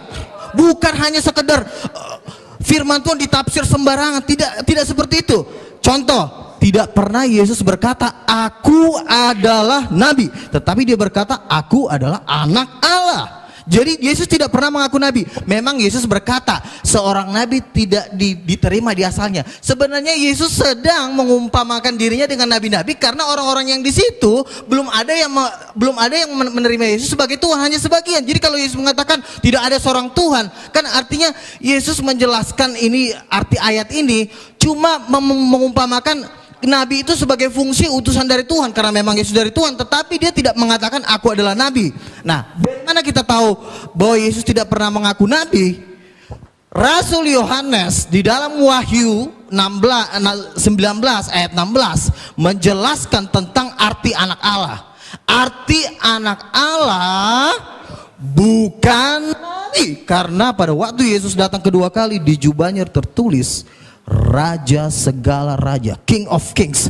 Mana ada raja segala raja? Banyak. Kalau nabi kan banyak. Tapi kalau raja segala raja, raja di atas segala raja, berarti udah nggak ada lagi di atasnya. Berarti dia adalah Tuhan, the King of Kings. Jadi begini, kita tidak bisa menafsirkan kitab para nabi menurut apa kata Ahmed Didat. Karena penafsiran-penafsiran Bapak Insan Mokoginta itu kan diambil dari Ahmed Didat. Hikmat-hikmatnya doktor, profesor, doktor teologi yang nggak bisa buat apa-apa. Jadi penafsiran tentang Yesus harus diteguhkan dengan tanda-tanda mujizat. Bukan hanya bergelar, hanya doktor, profesor ditafsirkan. Contoh misalnya, inilah Nabi Yesus dari Nazaret. Memang banyak orang mengaku Yesus nabi, tetapi Yesus tadi menolak di Matius 16. Engkau adalah salah satu di antara para nabi. Jawab Yesus apa? Dia diam. Dia tidak mengatakan, iya betul kamu mengatakan bahwa aku adalah nabi.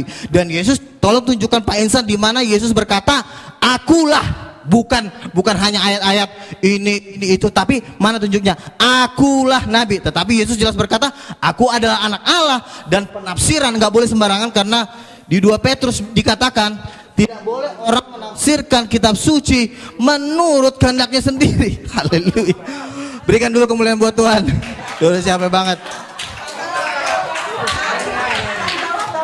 Mana? 2 Petrus 2:1.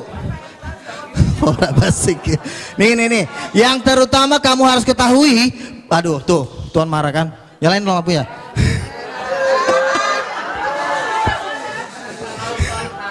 Makanya yang terutama harus kamu ketahui bahwa nubuat dalam kitab suci tidak boleh ditafsirkan seenaknya. Karena Yesus ditafsir langsung jadi nabi. Rasul nggak ada bilang Yesus nabi. Petrus sendiri berkata nih, saya baca nih. Petrus diurapi Roh Kudus, ya, dan diteguhkan dengan tanda-tanda mujizat. Makanya saya bilang orang nggak boleh menafsirkan kitab suci kalau tidak diteguhkan dengan tanda-tanda mujizat, nggak boleh. Itu memang hukumnya. Makanya setiap orang yang menafsirkan firman Tuhan harus punya Roh Kudus. Saya punya Roh Kudus. Pak Insan kalau ditanya punya Roh Kudus, punya Roh Kudus nggak Pak? Nggak punya. Kenapa? Karena Yohanes 14 ayat 26, Roh Kudus hanya turun dalam nama Yesus. Nah, sekarang begini, Yesus tidak pernah mengaku nabi. Baik, tolong audien diam. Oke. Tolong audien diam. Udah. Saya dari tadi Moderator sebenarnya menjawab pakai logika, tetapi Waktu karena habis. memang kalian belum memahami, jadi kalian bilang saya sosok berceramah. Enggak, kan saya bilang, oke, Satu aja, tunjukin Bisa. ayatnya sama saya. Yesus berkata, akulah nabi, tunjukin. Baik, waktu habis. Baik, waktu habis. Akulah nabi, bukan penafsiran. Ini penafsiran. Aduh, akulah nabi. Tolong, Ini loh, Pak. tolong. Udah, udah. Oke. Tolong, tolong. Baik, Oke, waktu habis. Terakhir ya, terakhir ya. Baik, Terakhir, baik. Tolong diam. terakhir ya. Copy paste, copy paste. Sudah Pak Insan, nanti Pak Insan. Pak Pada Insan. waktu Yesus datang yang kedua kali, di jubahnya tertulis bukan nabi, Pak, tapi raja segala raja, bukan nabi. Masa di jubah Yesus tertulis nabi? Makanya Sudah. Wahyu Waktu Ibu 19 sudah habis. 16. Waktu Bapak sudah habis. Silakan. Sudah. 19 ayat 16. Nggak selesai. Nanti setelah acara. Setelah Makanya acara, gini, Bu. Nanti setelah acara. Tidak boleh Baik, waktu mengas- sudah lewat Oke. 2 menit. Nanti malah rame. Yes. Baik, kita tepuk tangan kepada Bapak Ibu ya. Silakan langsung Bapak Yohanes Tampu Bolon. Tolong sekali lagi jangan bereaksi, jangan ditanggapi, jangan bicara, nggak habis. Nanti kalau mau berdebat ketambahan setelah acara ini. Sepakat ya? Sepakat. Baik, silakan kepada beliau Bapak Yohanes Tampu Bolon. Nanti saya mau moderator lagi di luar ya. Silakan. Ya. Ya, terima kasih. Ya, pertama-tama saya mengucap syukur kita masih mau berdialog, itu aja ya. Mencari kebenaran itu pertama kali. Biarlah Tuhan yang memberikan hikmat kepada kita, dan lebih daripada itu saya harus katakan bahwa termasuk pembicara tadi masih mengambil ayat-ayat yang melihat Yesus saat di dunia gitu loh. Karena perlu saudara ketahui, Yesus itu pernah ada di dunia, pernah naik ke surga, bahkan akan datang sebagai hakim raja. Itu Alkitab menulis itu. Banyak ayatnya karena waktunya sebenarnya saya tidak sempat membaca. Karena apa? Coba aja 15 menit. Waktu sekarang saya komentar 5 menit. Bagaimana saya cepat hanya ambil poin. Tapi tunggu. Tetapi apa yang saya sampaikan itu berdasarkan firman, Bu. Ya, Yesus sebagai Mesias ada ayatnya. Ya, ayatnya antara lain di sini Yohanes 14:6, Yohanes 8:24, Kisah Para Rasul 4:12. Ini beberapa ayat.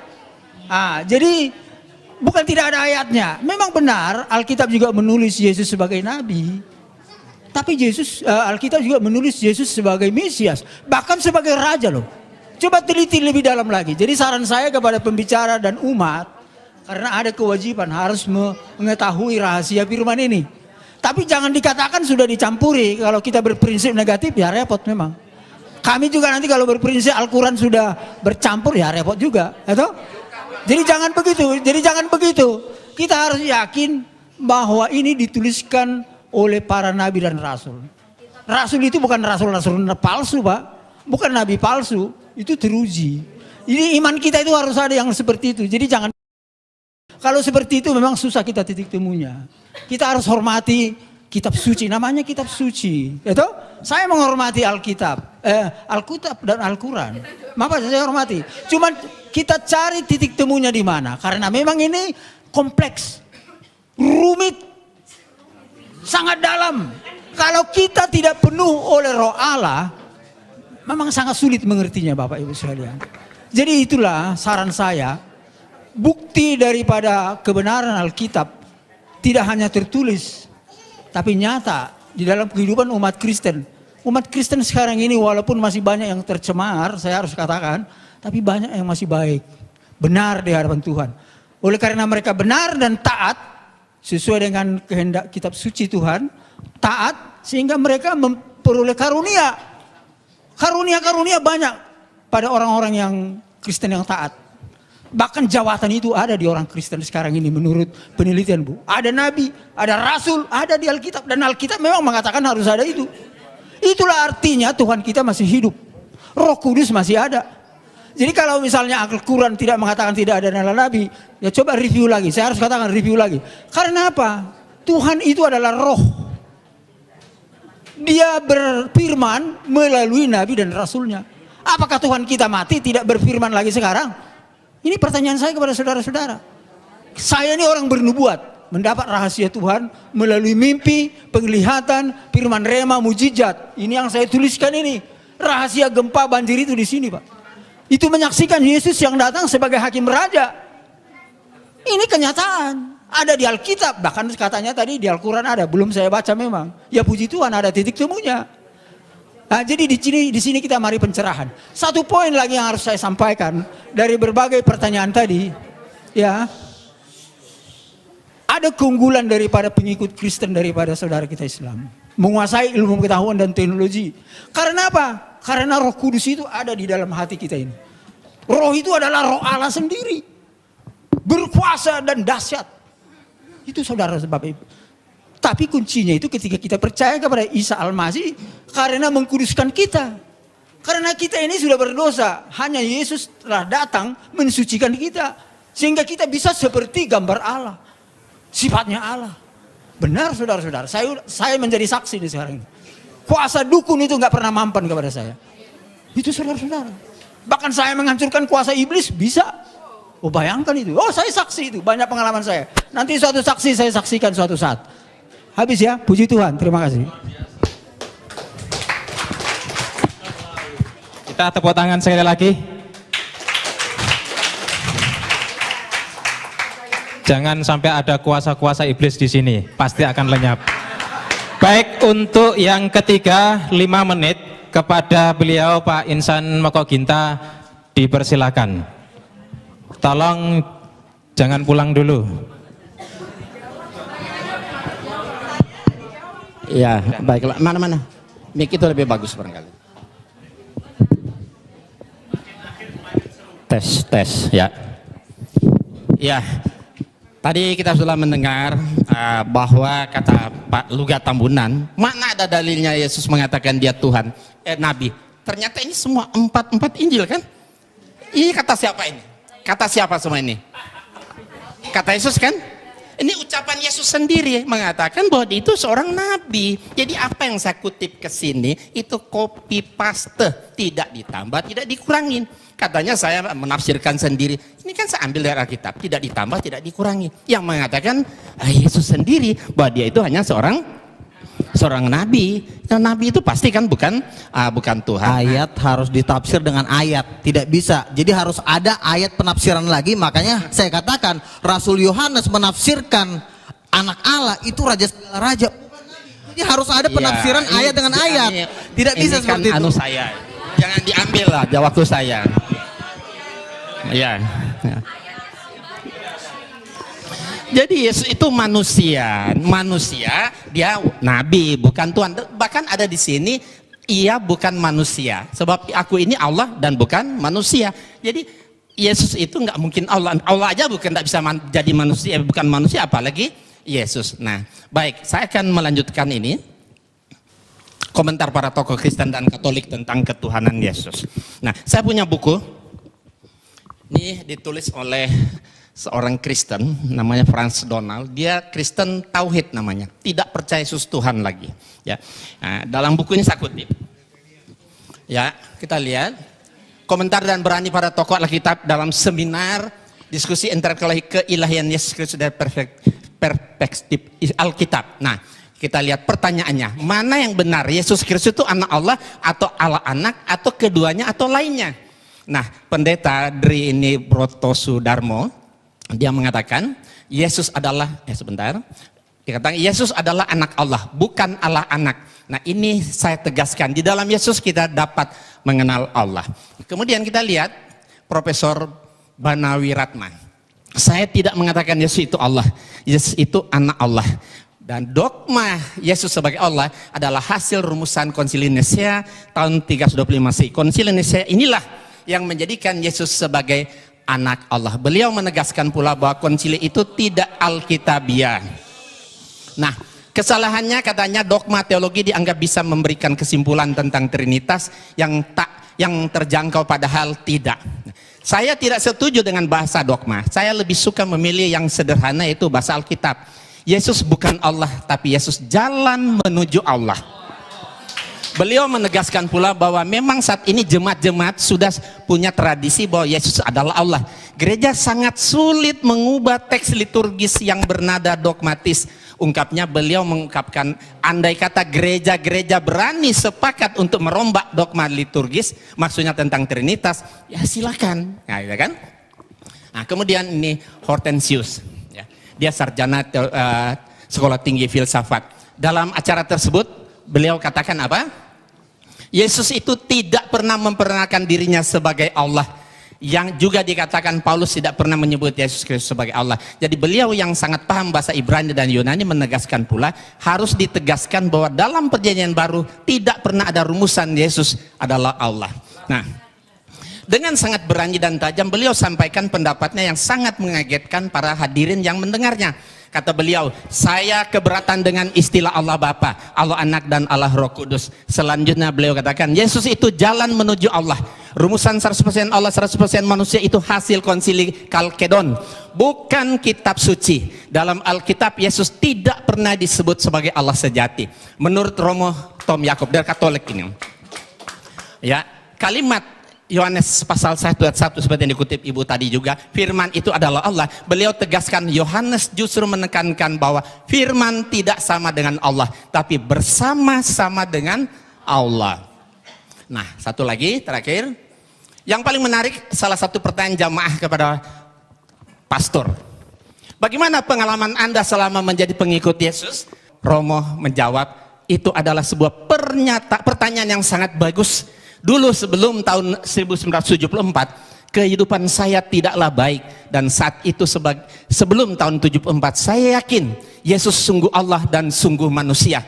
Tetapi setelah tahun 74 sampai sekarang saya tidak lagi berdoa kepada Yesus, tapi saya berdoa kepada Allahnya Yesus dengan dorongan Roh Kudus. Nah, saya lebih Kristiani sejak saya percaya Yesus bukan Allah daripada sebelumnya ketika saya percaya Yesus itu adalah Allah. Sedikit ya, sedikit ya. Dan nah, ini terakhir sekali lagi, siapakah dari pertanyaan yang diajukan kepada pembicara, siapakah Yesus menurut Alkitab? Apakah dia Allah sejati atau bukan? Nah, 3 dari 4 narasumber Kristen itu mengatakan Yesus itu bukan Allah sejati. Allah adalah Bapa dan Yesus itu utusan Allah. Berarti Nabi kan? Yang menjadi jalan bagi manusia untuk menuju kepada Allah. Nah, rumusan Konsili Nicea tahun 35 mengatakan, ya, dogma Trinitas sudah waktunya ditinjau kembali atau dirombak atau bahkan ditinggalkan sama sekali. Gitu. Sedikit ya. Itu pendapat para pakar, bukan 12 rasul. Nah, Anda mau hidup menurut kata pakar atau 12 rasul? Karena pakar-pakar ini nggak ada kuasa, nggak ada tanda-tanda mujizat. Baik, terima kasih. Nah, jadi kalau mau ikut percaya sama orang pemimpin, ikutilah para penginjil-penginjil dunia yang telah melakukan dan kesaksian mereka. Bukan kata ini, mereka ini juga kita nggak tahu siapa, yang kita percaya aja, jangan-jangan mereka udah di neraka lagi. Terima kasih Pak Luka. Nanti ada waktunya dalam debat yang ketiga, Pak. Silakan yang terakhir kepada Ustadz Samsul Arifin Nababan, waktu kita berikan 5 menit. Tolong diingat, bicara yang padat, rinci dan jelas, singkat. Kepada beliau dipersilakan. Terima kasih Bapak Ibu, sudah kupas tuntas semua jawaban-jawaban dari pembicara. Saya hanya ingin tegaskan kembali bahwa Pak Tambunan maupun Pak Tampu Bolon lebih banyak berbicara dalam dialog ini dengan mengembalikan kepada dogma saja. Semestinya kita dialog begini harus dialog konsep. Jadi kita semua kembali mengacu kepada nas. Dan kita semuanya pakai copy paste. Tapi Bapak berdua tadi selalu mengembalikan kepada dogma. Jadi atas bimbingan Roh Kudus. Dan tanpa diperinci apa itu Roh Kudus dan siapa itu Roh Kudus. Mengambang. Kalau tadi beliau berdua menjelaskan, terutama Pak Tambunan, tidak ada nas dalam Alkitab aku adalah nabi tapi anak Allah, itu bisa dibaca dalam Matius pasal 3 ayat 16 sampai 17. Sesudah dibaptis, Yesus segera keluar dari air dan pada waktu itu juga langit terbuka dan ia melihat roh Allah seperti burung merpati turun ke atasnya. Lalu terdengarlah suara dari sorga yang mengatakan, inilah anakku yang kukasihi, kepadanya lah aku berkenan. 1. Kemudian dalam Injil Lukas pasal 4 ayat 41, dari banyak orang keluar juga setan-setan sambil berteriak, engkau adalah anak Allah. Lalu ia dengan keras melarang mereka dan tidak memperbolehkan mereka berbicara karena mereka tahu bahwa ia adalah Mesias. Begini, kalau memang kata anak Allah itu indikatornya bahwa Yesus adalah Tuhan, mestinya orang Kristen harus konsisten. Ada terlalu banyak yang menjadi Tuhan di dunia ini. Kenapa? Karena ternyata yang dikatakan istilah anak Allah itu bukan cuma Yesus. Coba dibaca dalam kitab Matius pasal 5 ayat 9, Injil Matius pasal 5 9, dikatakan di sini, berbahagialah orang yang membawa damai karena mereka akan disebut anak-anak Allah. Nah, berarti siapa yang membawa perdamaian di dunia ini semua anak Allah. Berarti anak Allah itu bukan cuma Yesus. Kalau begitu yang membawa damai Tuhan semua jadinya. Nah, jadi ini perlu dipahami. Maka dalam Islam kata anak Allah itu bukan Tuhan tapi hamba, abduhu wa rasuluh, hamba dan utusannya. Jadi malah membingungkan kalau dikatakan Yesus itu anak Allah lalu dipresentasikan sebagai Tuhan. Berarti bagaimana dengan dalil ini Injil Matius tadi? Semua orang yang mendamaikan di dunia ini akan dipanggil sebagai anak-anak Allah. Berarti Tuhan juga dong. Nah, ini secara logik dan berdasarkan nas. Nah, oleh karena itulah sebetulnya boleh dikomentari, silakan. Gini, ini ayat ini sering banget saya dengar ya. Jadi begini loh, bedanya seperti ini. Lihat, perhatikan, jangan ketawa dulu. Anak-anak Allah, Yohanes 1:12, barang siapa percaya kepada dia akan diberikan kuasa supaya sebagai menjadi anak-anak Allah. Beda dengan Mesias, anak Allah. Kenapa bedanya? Karena semua nabi-nabi itu dipenuhi Roh Kudus disebut juga anak-anak Allah. Tetapi bedanya apa? Mesias itu sudah dijanjikan dari zaman dulu. Nabi-nabi menjanjikan Mesias. Akan datang Mesias. Nabi satu ngomong nanti akan datang Mesias. Nabi satu ngomong sampai Nabi Yesaya sampai Nabi terakhir nanti akan datang Mesias. Kira banyak di Yesaya nabi-nabi itu menubuatkan. Kalian kalau saya ngomong jangan teriak-teriak dulu, ntar kalian nggak ngerti gitu loh. Gini, lihat, nabi-nabi menubuatkan tentang kedatangan Mesias itu ada di Perjanjian Lama.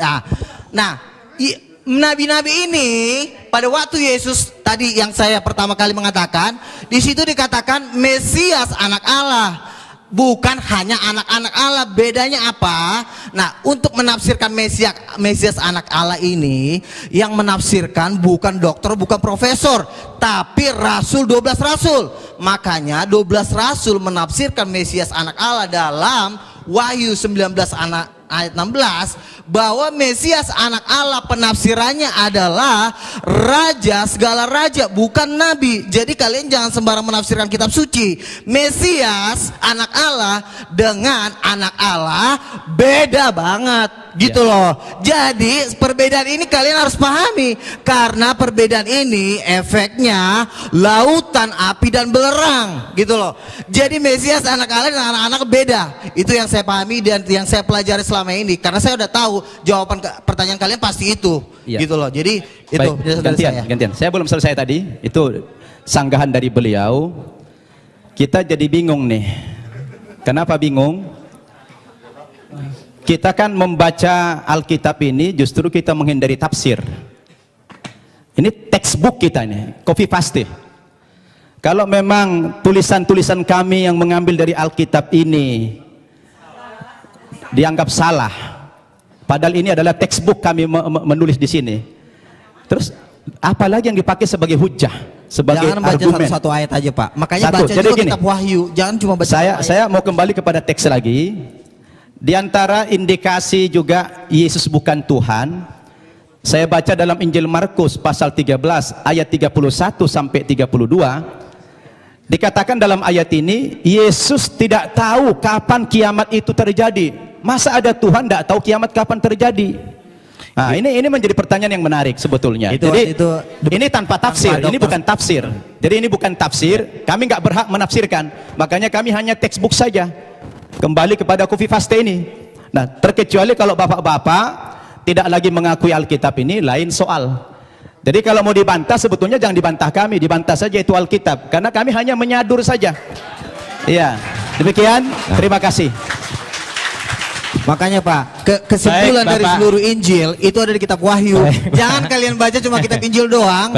Tapi kitab Wahyu kalian baca, itu kesimpulan dari seluruh Injil itu ada di kitab Wahyu. Jadi kalau mau kalian, ntar lupa. Kalau kalian mau menafsirkan, kalau kalian mau menafsirkan ayat Alkitab, baca kitab Wahyu, karena di kitab Wahyu dikatakan di seluruh umat, seluruh malaikat itu menyembah Yesus, ada ayatnya di kitab Wahyu. Makanya baca kitab Wahyu, karena kitab Wahyu itu penafsiran dari rasul-rasul. Saya bacakan ya, saya bacakan. Baik, Bapak, saya kasih waktu setengah menit, tidak lebih, tidak kurang. Setelah itu Bapak nggak bicara lagi. Wahyu setengah menit ya, Wahyu Pak, ya? 5 ayat 11, maka aku melihat dan mendengar suara banyak malaikat di sekeliling tata makhluk-makhluk dan tua-tua, itu jumlah mereka berlaksa-laksa. Katanya dengan suara nyaring, anak domba yang disembelih itu layak menerima kuasa dan kekayaan, hikmat, kekuatan, pujian sampai selama-lamanya. Dan saya lanjutkan ke ayat 14, dan keempat makhluk itu berkata amin, dan tua-tua itu jatuh tersungkur dan menyembah Yesus. Ada ayatnya Yesus disembah. Kalian kan berkata, mana ayatnya Yesus sembahlah aku? Ini ayatnya bacaan terbaik. Sudah setengah menit. Terima kasih. Pak Insan setengah menit. Ya, sebenarnya kitab Wahyu yang menjadi rujukan beliau udah. Wahyu kepada Yohanes itu mimpi, bukan wahyu. Mimpi Yohanes di Pulau Patmos. Itu kan kata Bapak. Jadi mimpi panjang. Pak. Ya. Sebentar, mimpi panjang berseri ya. Makanya kitab Wahyu merupakan salah satu kitab yang paling sulit sekali ditafsirkan. Anda situ rasul terkasih loh. Paling sulit ditafsirkan karena ini cuma mimpi. Nah, zaman dulu ditulis mimpi, kemudian dirubah lagi kenyataan. Sekarang dirubah lagi menjadi wahyu supaya keren, biar keren kelihatan. Diganti cukup wahyu. Baik Pak Insan, cukup. Kita tutup karena bukan mencari kemenangan dan bukan mencari kekalahan. Masing-masing berdakwah kepada yang lain. Silakan yang umat Islam itu tadi dengarkan, renungkan terhadap Bapak Luga Tambunan dengan Pak Yohanes Tampu Bolon. Yang Nasrani silahkan renungkan. Terima kasih kepada Ketua Panitia yang menyelenggarakan acara ini, cukup sukses Pak Ketua. Kemudian kepada para pembicara, Ustadz Samsul Arifin Nababan, Bapak Insan Moko Ginta, Bapak Luga Tambunan yang saya suka semangatnya ini, masih muda. Kemudian Bapak Yohanes Tampu Bolon yang lebih bijak, santai, tenang, dan juga semua audien yang hadir di sini, semoga seluruhnya mendapatkan hidayah dari Allah Subhanahu wa taala. Terima kasih dari kami. Billahi taufik wal hidayah. Assalamualaikum warahmatullahi wabarakatuh.